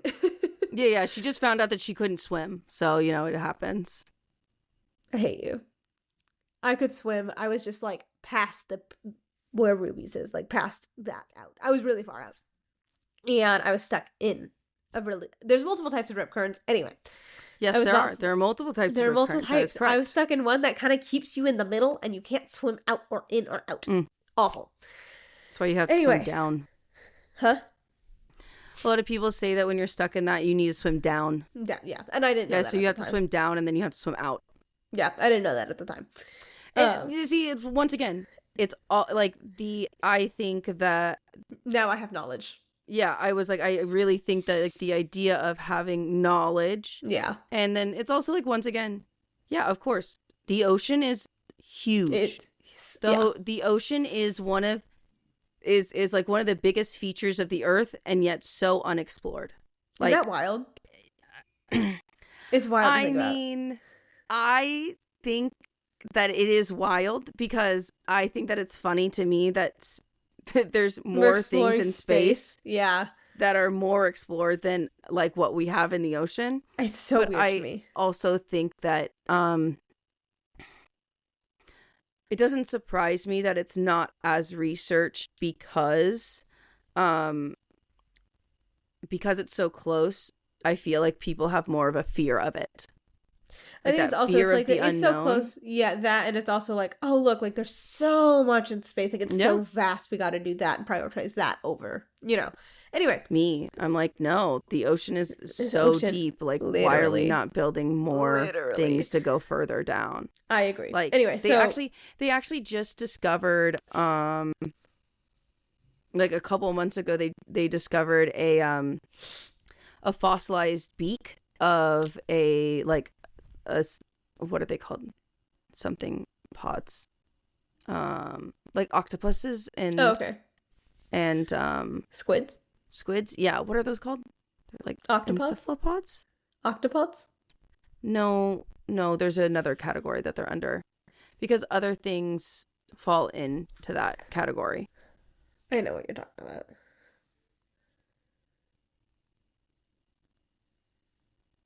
I thought it was octopods. I don't think so. I thought it was cephalopods. But I think those are different. Cephalopoda.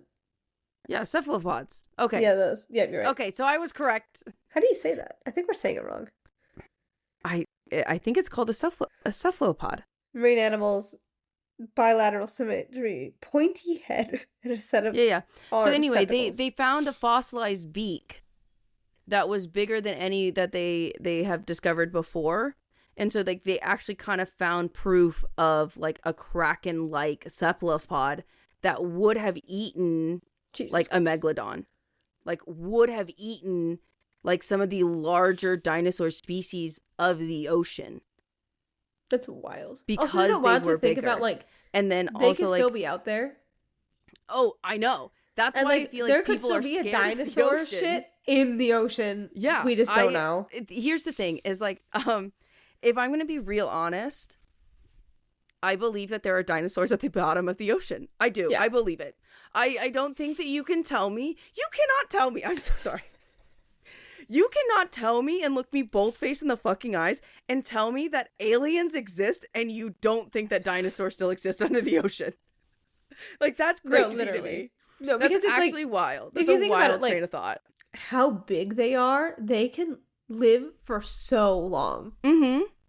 Yeah, and here's the thing, is if they are that big, who's to say that they don't have, like, who's to say how many predators they actually have? Because we know that most cephalopods actually are predatory creatures. So it's like the fact that that is so large, we know that he was a predator. He was not a prey animal. We know that. For sure. And then also, due to like the markings on like the beaks and certain fossils, somehow can like tell them like certain levels of intelligence, because it will show like how they actually can eat things and things like that. And so obviously, and here's the thing is like, we know cephalopods are like one of the most intelligent like deep sea creatures that we know of. Yeah. So it's like, we can already tell that bro was fucking smart. So like, yeah, I'm just saying. It's just wild that we're not researching it more, but yes. But so regardless, anyway, I'm also like, it's crazy that it's if you so think wild. we already know that aliens exist, and we've known for a very long time, and like there's been like proof and things like that, and of course some people are like, they don't exist. I'm like, okay, yeah, sure, they don't exist. But if you're gonna look me both face in the eye and tell me that there are Martians out there, and you're like, nah, there's nothing at the bottom of the ocean, I'm like, you're fucking crazy. Yeah, literally. Do you believe you are in aliens? Actually crazy. Do you think there's like alien life out there? Oh yeah. Yeah, for Absolutely. sure. Absolutely. We can't be the only ones. Yes. I think that it is incredibly ignorant and very, what's the word? Like, almost like prideful? Yeah. Like, and like very prideful to think that we are the only types of sentient being when we know that the galaxy is like trillions of trillions upon trillions upon trillions upon trillions of like miles. Like, it's huge. Space, light years, all of the things, Yeah. And it's so it's like I think that it's crazy for us to think that. Do I think that we're the only intelligent life within our solar system? The answer is still no. Yeah. The answer is still fucking no. I don't believe it. Because even like dolphins, like even on our own thing, but if we're going into space, no. But yes, I also learned, do I believe in aliens? The answer is yes. Do absolutely. I believe that there are kind of dinosaurs at the bottom of the ocean? Most likely, absolutely. Yeah. Like, because here's the thing: is we've never gone. I don't know. God damn. We've never gone, and it's the I understand. Idea. Let's go explore the ocean. I mean, the billionaires tried, but they But like, here's the thing: is like, we could invest in technology to withstand pressure. Like, if we can explore and produce aircrafts that can break through our atmosphere without burning up. Yep. There's no way that we could not build a submarine that could withstand that pressure. Yeah. I feel like going into space would be so cool, though. Yes. See, here's the thing. I can't go, though. Going to space would be really fun. I don't Going qualify. to the bottom of the ocean would be I also think would be so interesting. Would be so I'm kind of down. Yeah, let's do it. Okay. But you like, and I don't qualify, I don't think. For what? To be going to space. Like, the qualifications to go to space, I think you have to be we're definitely short enough. You have to be short enough. If you've broken a bone, you can't go. I've never broken a bone. I've only fractured a bone. Does that count? I think. Let's look it up. Cool. I'm like, does that count? I was going over my timeline. See, here's the thing: is like, I don't think.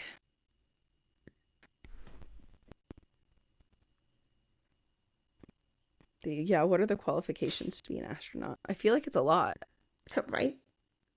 I feel like you have to be okay, for here you have to be U.S. citizen. Well, yeah. You have to have a master's degree in STEM. Okay. 2 years of related blah blah blah. No, I want like the physical. Hold on, not that. Me, I was like, yeah, okay. So they still have to be smart. Mm-hmm. Yeah, literally. The answer is correct. You have to have 20/20 in each eye. Okay. Yeah. Blood pressure cannot exceed 140/90. My blood pressure did go down, so yeah. Proud of that. I know. You have to be in between 62 and 75 inches. I don't know my height in inches. I think I'm 63 inches. I'm either 63 or 62. Let's see. Because you're 5'2"? Yeah. 5'2" in inches. I do not qualify. I'm too short. You're 62 Oh, am inches. I 62? You're 62. Ashley's too fucking short to be an astronaut, you dumb fucking gut. Fitness candidates please cut that. Must be excellent physical shape to withstand microgravity and training, which includes swimming 75 meters in a flight suit and treading water for 10 minutes. I've done that. I can tread water for 10 minutes. Yeah, I was like, I've done that for hours. Yeah, general health, I can tread water good for 10 cardiovascular minutes. health, no chronic or disqualifying medical conditions. Yeah, I feel like that would be the thing that would get me. It's that chronic pain. You're like, oh man. But hey, listen. You're tall enough. I'm tall enough and I fit other things. I think it's just like the chronic It's the pain chronic that would get us both. But wouldn't it be interesting to see how gravity affects chronic pain? Oh, I know. He just sent me up there so I could be like weightless just for like 2 seconds. Just for like that 5 sounds seconds. So nice. That's why I really love, like, I went swimming with my friend last month in a lake and just like laying in the water. I'm like, oh, yeah. Have you ever like thought about doing like a cryopod? Have you heard of those? No. So they have like a sensory deprivation tank almost. Yeah. Actually, my friend got me that for Christmas, so I could do it. Like she got me like a gift card to do it. Yeah.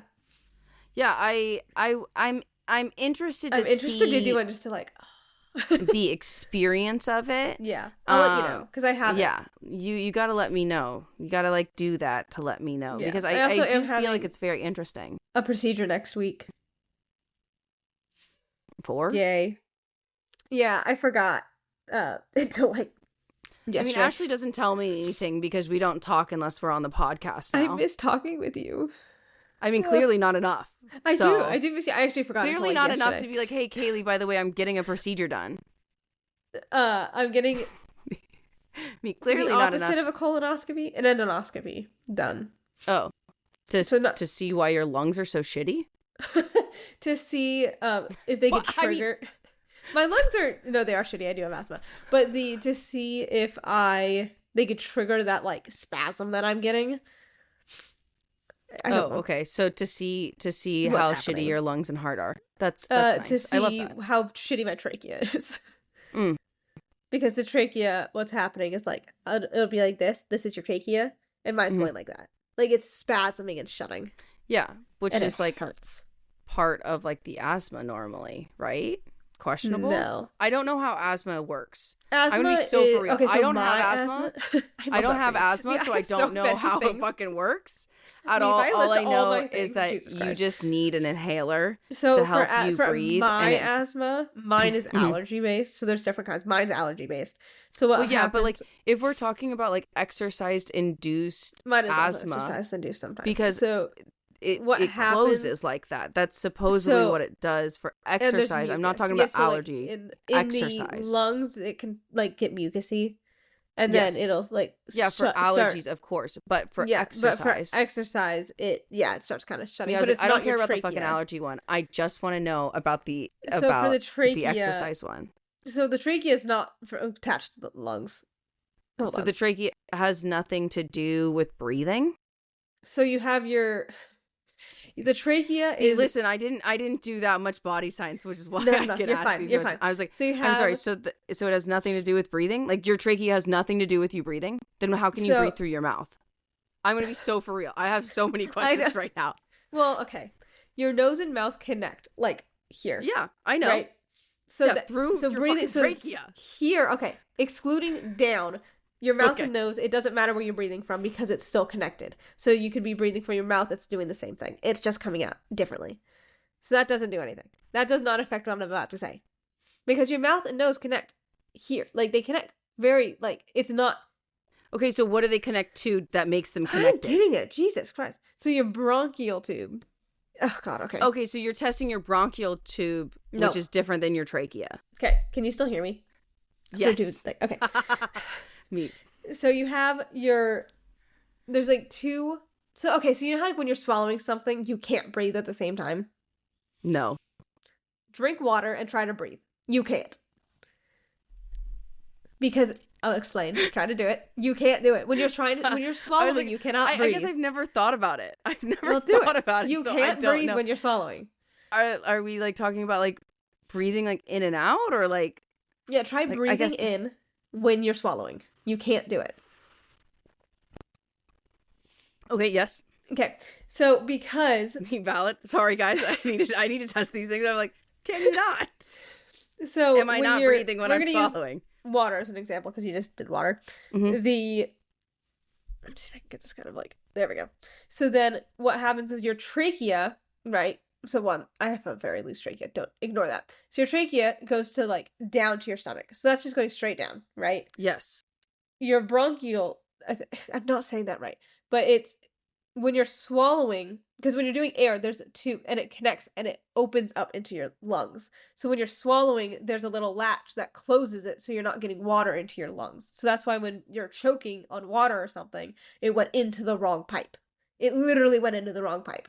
Yeah, but it's still connected through to like right here. Through the trachea. But just right here, because then it goes into the other things. So they're testing here, which does not affect my lungs. Because that's a different tube.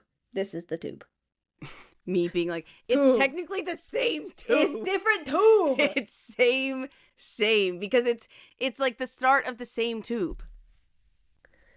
Trachea versus lung airway. See, this is why I'm a good person to have around, because I will ask questions like this about, like, what do you mean? Is that not the same? Trachea, hold on. Okay, so wait, I'm at see, it is the bronchial tube. Did I confuse the two?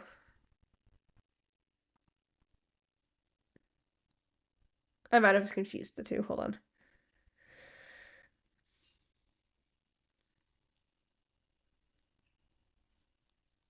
I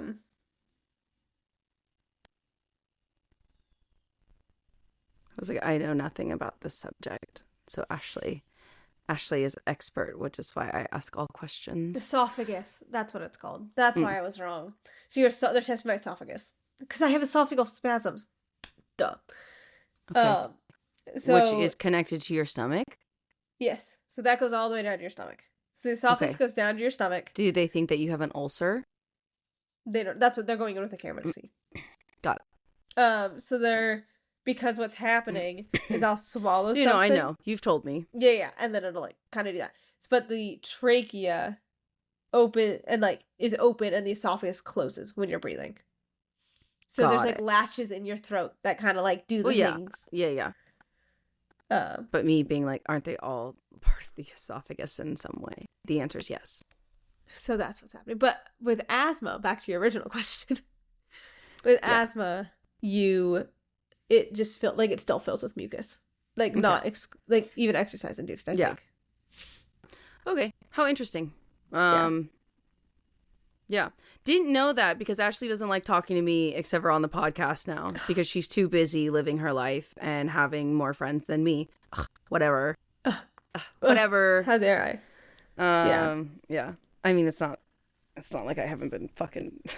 You've also been busy. I'll call you and you're like, I'm with my friend. I'm like, okay, fine, go away. Yeah. Well, I filled my time because you never called me anymore. How dare I? I know. I'm going to call you later because I have so many things to talk about. Yeah, I was like, I fill my time because I...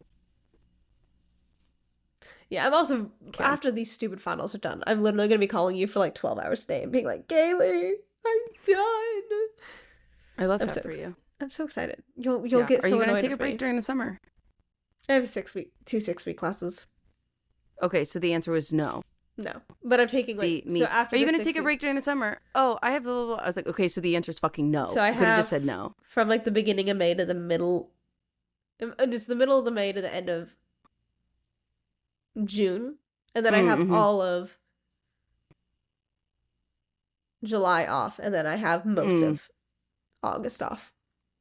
Interesting. So I do have a little bit of a break. Okay. But they're both writing classes, so that'll be... I hope you enjoy those. I'm taking race, ethnic, and equality, so it'll be interesting. Okay. And then I'm taking sociology of family, which will also be interesting. Okay. Yeah. Very interesting. Yeah. And then the following semester, I'm taking so they're just hard in different ways. Substance abuse is one of her hardest classes. She also teaches one called child abuse and neglect. Mm-hmm. And I'm taking that in fall. Are those all required? So for your general ed to move on? So I finished my general ed for social work so I'm not getting a gen ed in social work. I'm just getting a regular gen ed degree. Yeah, I was like, what are you doing right now? Like, so, is it necessary for you to take all these classes? Like, I get transferred to the other school, technically be there in like January. because I finished my gen ed because I just need that one dumbass science class. Yeah, I know. That's why I'm asking, because I know, and that's why I'm like, why are you doing it like this? I'm doing these classes because 82 credits can transfer, so that I only have to be there for 2 years. So I'm doing part of my bachelor's technically too, kind of at the same time, because your gen ed is part of your bachelor's. Just to let you know. Yeah, but I'm doing like the class. So I did my gen ed classes, but these classes are more towards the social work. So this is basically like your second. So normally you normally do your gen ed like your first year of college, and then you start specializing the last 3. Yeah. So you're just doing your first year of specializing in community college. Yeah, basically. Great, thank you. That's what I wanted to know, because I was I know for a fucking fact that you can transfer. So I'm confused about why you're not doing that now. Because it's cheaper. Well, no, obviously, it's always going to be cheaper. I'd rather do that. The education system here is fucking crazy, insane. And the fact that it costs so much money, and sometimes like you're paying for classes that aren't even good. So like, yeah, literally, and it's like obviously like I was a little bit backtracked. I could have been. But here's the thing is, it's like you decided to do that, and I mean, it's one of those things where it's like you decided to do that for yourself. You live in your learn. You're still really fucking young. You have the time to change. Exactly. Like, it's not the end of the world. And I really do enjoy what I'm doing now. It's a lot less math manual labor and science thinking. Yeah, which is kind of nice. It's more of like thinking and like studying people, and I'm like, yeah, this is fun. I do enjoy it. I do enjoy it. I think I found my little niche of what I want to do. I love that for you. Which is really fun. That's really cool. And maybe I'll do theater on the side after I finish all my classes, because I'm tired. Yeah. I mean, once again, like, you can always, like, do a community theater, like, if you really wanted to. Like, not a big deal, There'll be other things that you can do. Yeah, I know. I didn't do a show in high school, and I really regret it. I don't. I do. I don't. They did a musical for like my senior year, and none of the seniors got like parts or like leads. Really? We all got supporting ones. And then so number 1, I was bitter about that. Number 2, especially because the main girl could not sing as well as I could. But that is like a personal. Yeah. That's a personal thing. I was like, it's just a personal thing. That's it. And then I went to 2 rehearsals, and I quit after, because I was like, I will not be a part of this.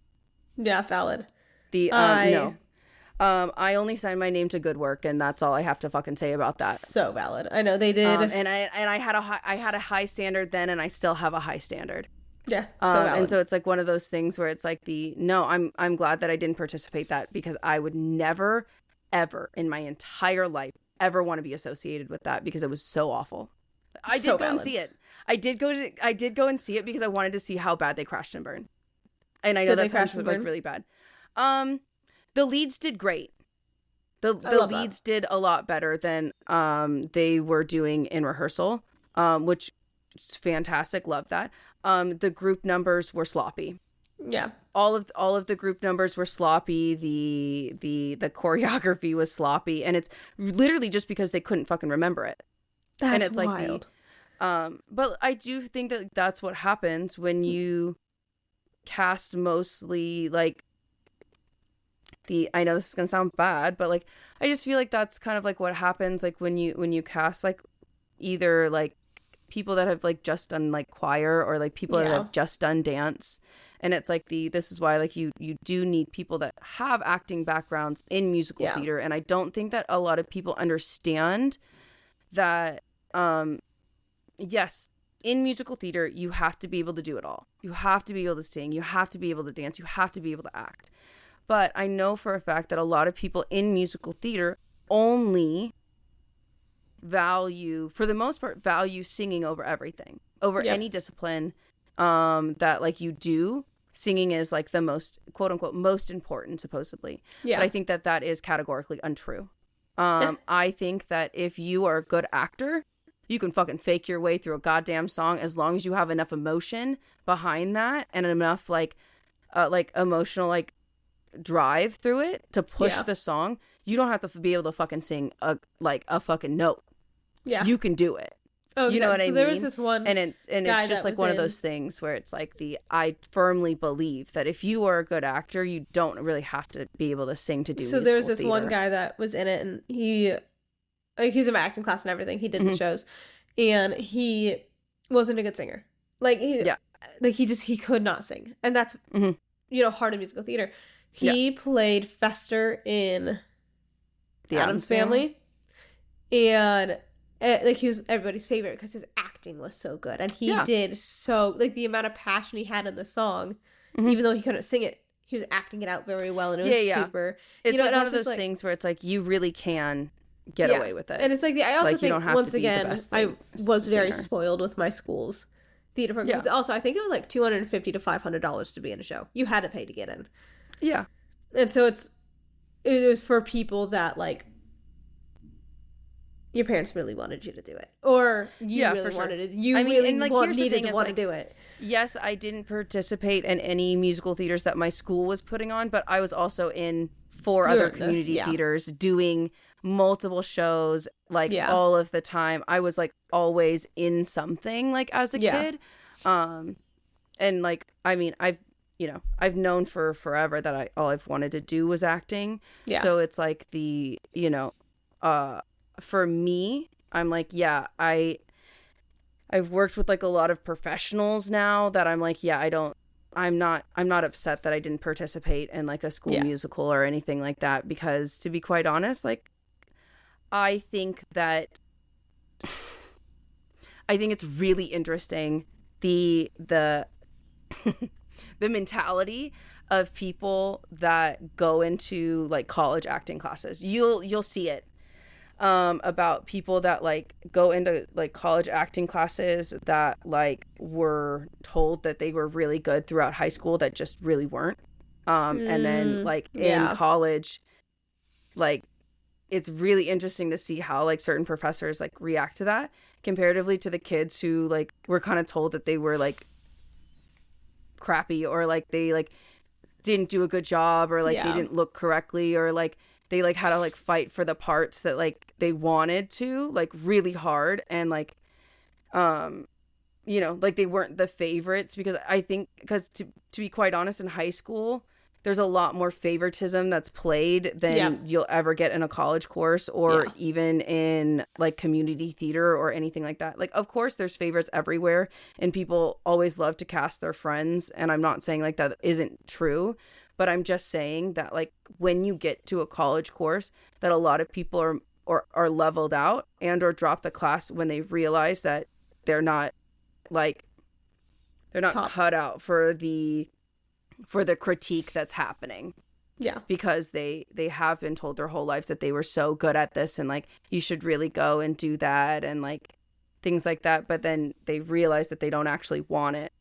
And like that's the thing, is like it is a very interesting phenomenon that happens, especially when you're in a college course, about people that want to be there because they're just taking a quote unquote fun, easy class, comparatively like people that are there to like be an actor, like to like actually get an education in this.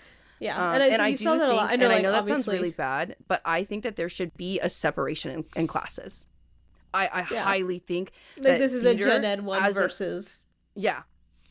Like, that's why it's like you actually saw that. Like obviously this is high school. I haven't taken any college ones, but I think you should have to audition into conservatories like more often. Like, and I know that like that is a bias, because of course I mostly did like audition based conservatories, but it was also because when you do audition based conservatories, you know that you're there with people that want to be there.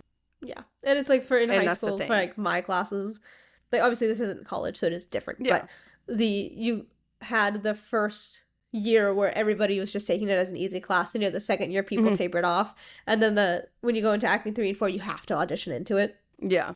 And so we auditioned in, so then it became like a 10-ish, 12-ish person class, because people didn't want to audition. They were just kind of doing it as an easy credit. But where like did have people where you're like, no, like I love doing this, like this is so fun, and like I want to do this. So it's like obviously high school is different than college, but I get what you're saying. Where is that there is that huge separation. Yeah, there's a huge separation and leap, especially within art education. Yeah. When it comes to high school and college. Yeah. At least specifically that I have experienced through acting. I can't speak for other art and like other disciplines of art because obviously I didn't study that. So, you know, but it's also just like the idea of like, even like me, I don't know if I don't know if my education was worth it. I'm going to be so for real about like how much money that it was. I don't know if it was worth it. That's fair. Like, I'm going to be so for real. Like, as somebody who can be like, oh yeah, I have a bachelor's and I have a master's. I spent that money. I worked hard and I did that. But also I'm like, I don't know. Maybe if I got like not an arts degree, I'd feel different. But also it's like the idea of like, I did love studying my craft at such a high degree. Yeah. Like, and that's the thing is like, how long was your master's? Was it a year or 2 years? It was 2 years. So it's like, most master's programs are. Mine's only a year. Which is really weird. I thought it was going to be like 2 years, but no, it's only a year. I know, right? Isn't that weird? Odd. Thank you. Good for you. So like, I literally have 2 years for my bachelor's left and my master's, and I'm done. I love that. 1 year for my master's. Well, I technically have this year, so I have like 4 years left, but. Yeah. I was like, I mean, it'll be great. It'll be fun. Because, like, I mean, to be quite honest, like, I know for a fact that I finished school early because, number one, I knew what I wanted to do, so I didn't have to switch any of my majors.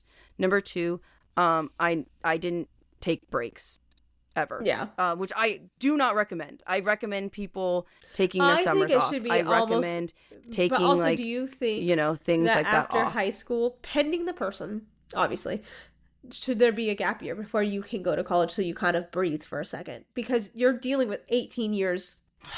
You know what I mean? Like, I feel like it depends on the person. Once again, I can't say shit about it because I only took the summer off. That was like one of the only summers that I took off. I took off the summer between high school and college, and then after that, I didn't take any summers off.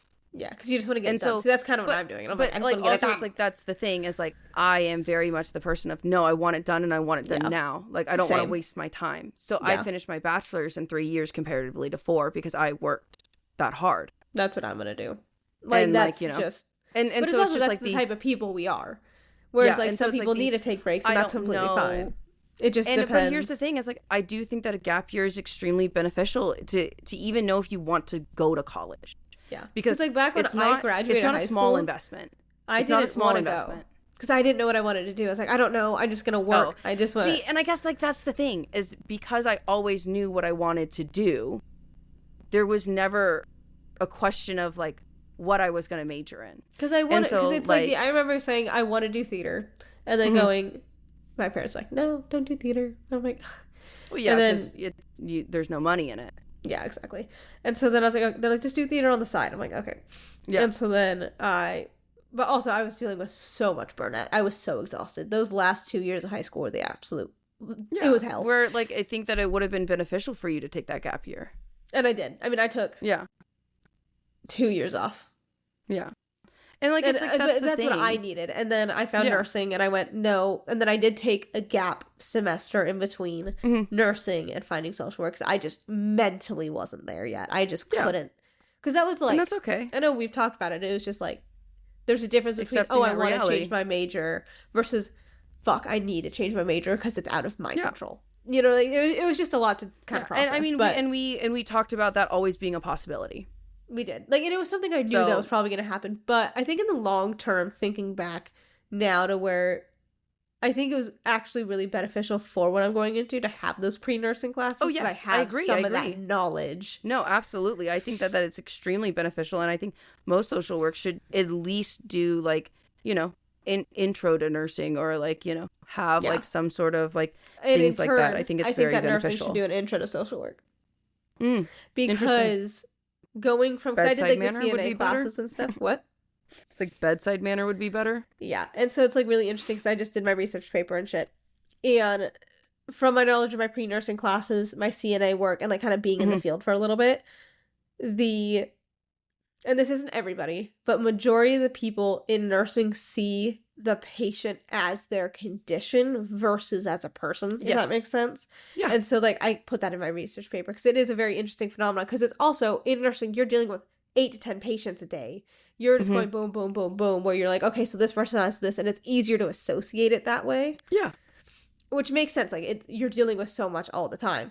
But I think I would be curious to see how much it would change the nursing point of view of that, and like kind of seeing them more as like, hey, like they are a person versus just their thing, which I think, once again, the mindset's just very different because it's a different field in it. But I think it would help that, and like help the bedside manner and stuff like that. Yeah. That makes sense. That's my little spiel of the day. But it is fun because I also firmly believe that everybody should have to take a anatomy and physiology class. I did not do those. Die on that hill. I think it should be mandatory. I think it should be one of your gen eds. Because people should know what's going on in their body. Like, yeah, I mean, I know there's a lot of people that don't. It's weird, but yeah, you know. That's my stand today. Everybody should have to take a anatomy and physiology class. Maybe not even part, like, because I did the 2 parts. You could do like one. Just one. Yeah. Like, I just think it's important because it's like, most people don't know, like, how, like, what's in their ear, what's happening, like, you know, like, there's so many bones in your ear, there's so many things. Well, yeah, but like, what do you mean people don't know that they don't know? Like, just because, like, all the parts of your body and, like, how systems work, you can, like, briefly know, but kind of knowing a little bit more can help people have less anxiety around situations like that, because you kind of know. And it might make it worse, but it might make it better for some people. And so then people aren't going in for, like, I have a stomach ache, and they're like, well, just go take Tums and go home. You know, like, when it's just like an actual minor stomach ache, you know. So, like, I think it would help that. Everybody should take anatomy, physiology, and nursing should have to take an intro to social work, and vice versa. Interesting. That's my spiel of the day. Thank you for coming to Ashley's TED Talk. Thank you. Also, really quick, 2019 was yes, I know I need to get going. Then I went in March 2021. That's when I got pushed in and, like, pulled out, in quotes. And then June 2021 was when I stepped foot on the sand, and the waves were big that day. I heard a crash of the waves, and I, like, couldn't. Like, I fell back, like, sobbing. Like, it was really bad. And then skip forward to, this would be June 2022. And, like, I went and I walked the boardwalk a couple times. June 2022 is one of my favorite things Natalie and I did, where at night, because we were planning on going to Hawaii, like, the family is going to Hawaii, and obviously this is not a great place if you're having panic attacks at the water. And so then Natalie and I went at night. Really? You think going to an island surrounded by water is not a great place for that? Right? So Natalie and I went, we sat on one of the, like, lifeguard stands at night, just looking at the stars, listening to the water. And she was, like, holding my hand the entire time. And she was like, look, you're doing it, and everything is fine. Like, you're here at night and everything is fine. Yeah. And, like, it was one of my favorite, like, we sat there for like 2 hours just chatting. It was, like, one of my favorite things I've done. And that, like, really helped. And then we went to Hawaii in July or August, one of the two. And I was forced to, like, be in the water. No, they watched the water and shit. And it was fine, except for company.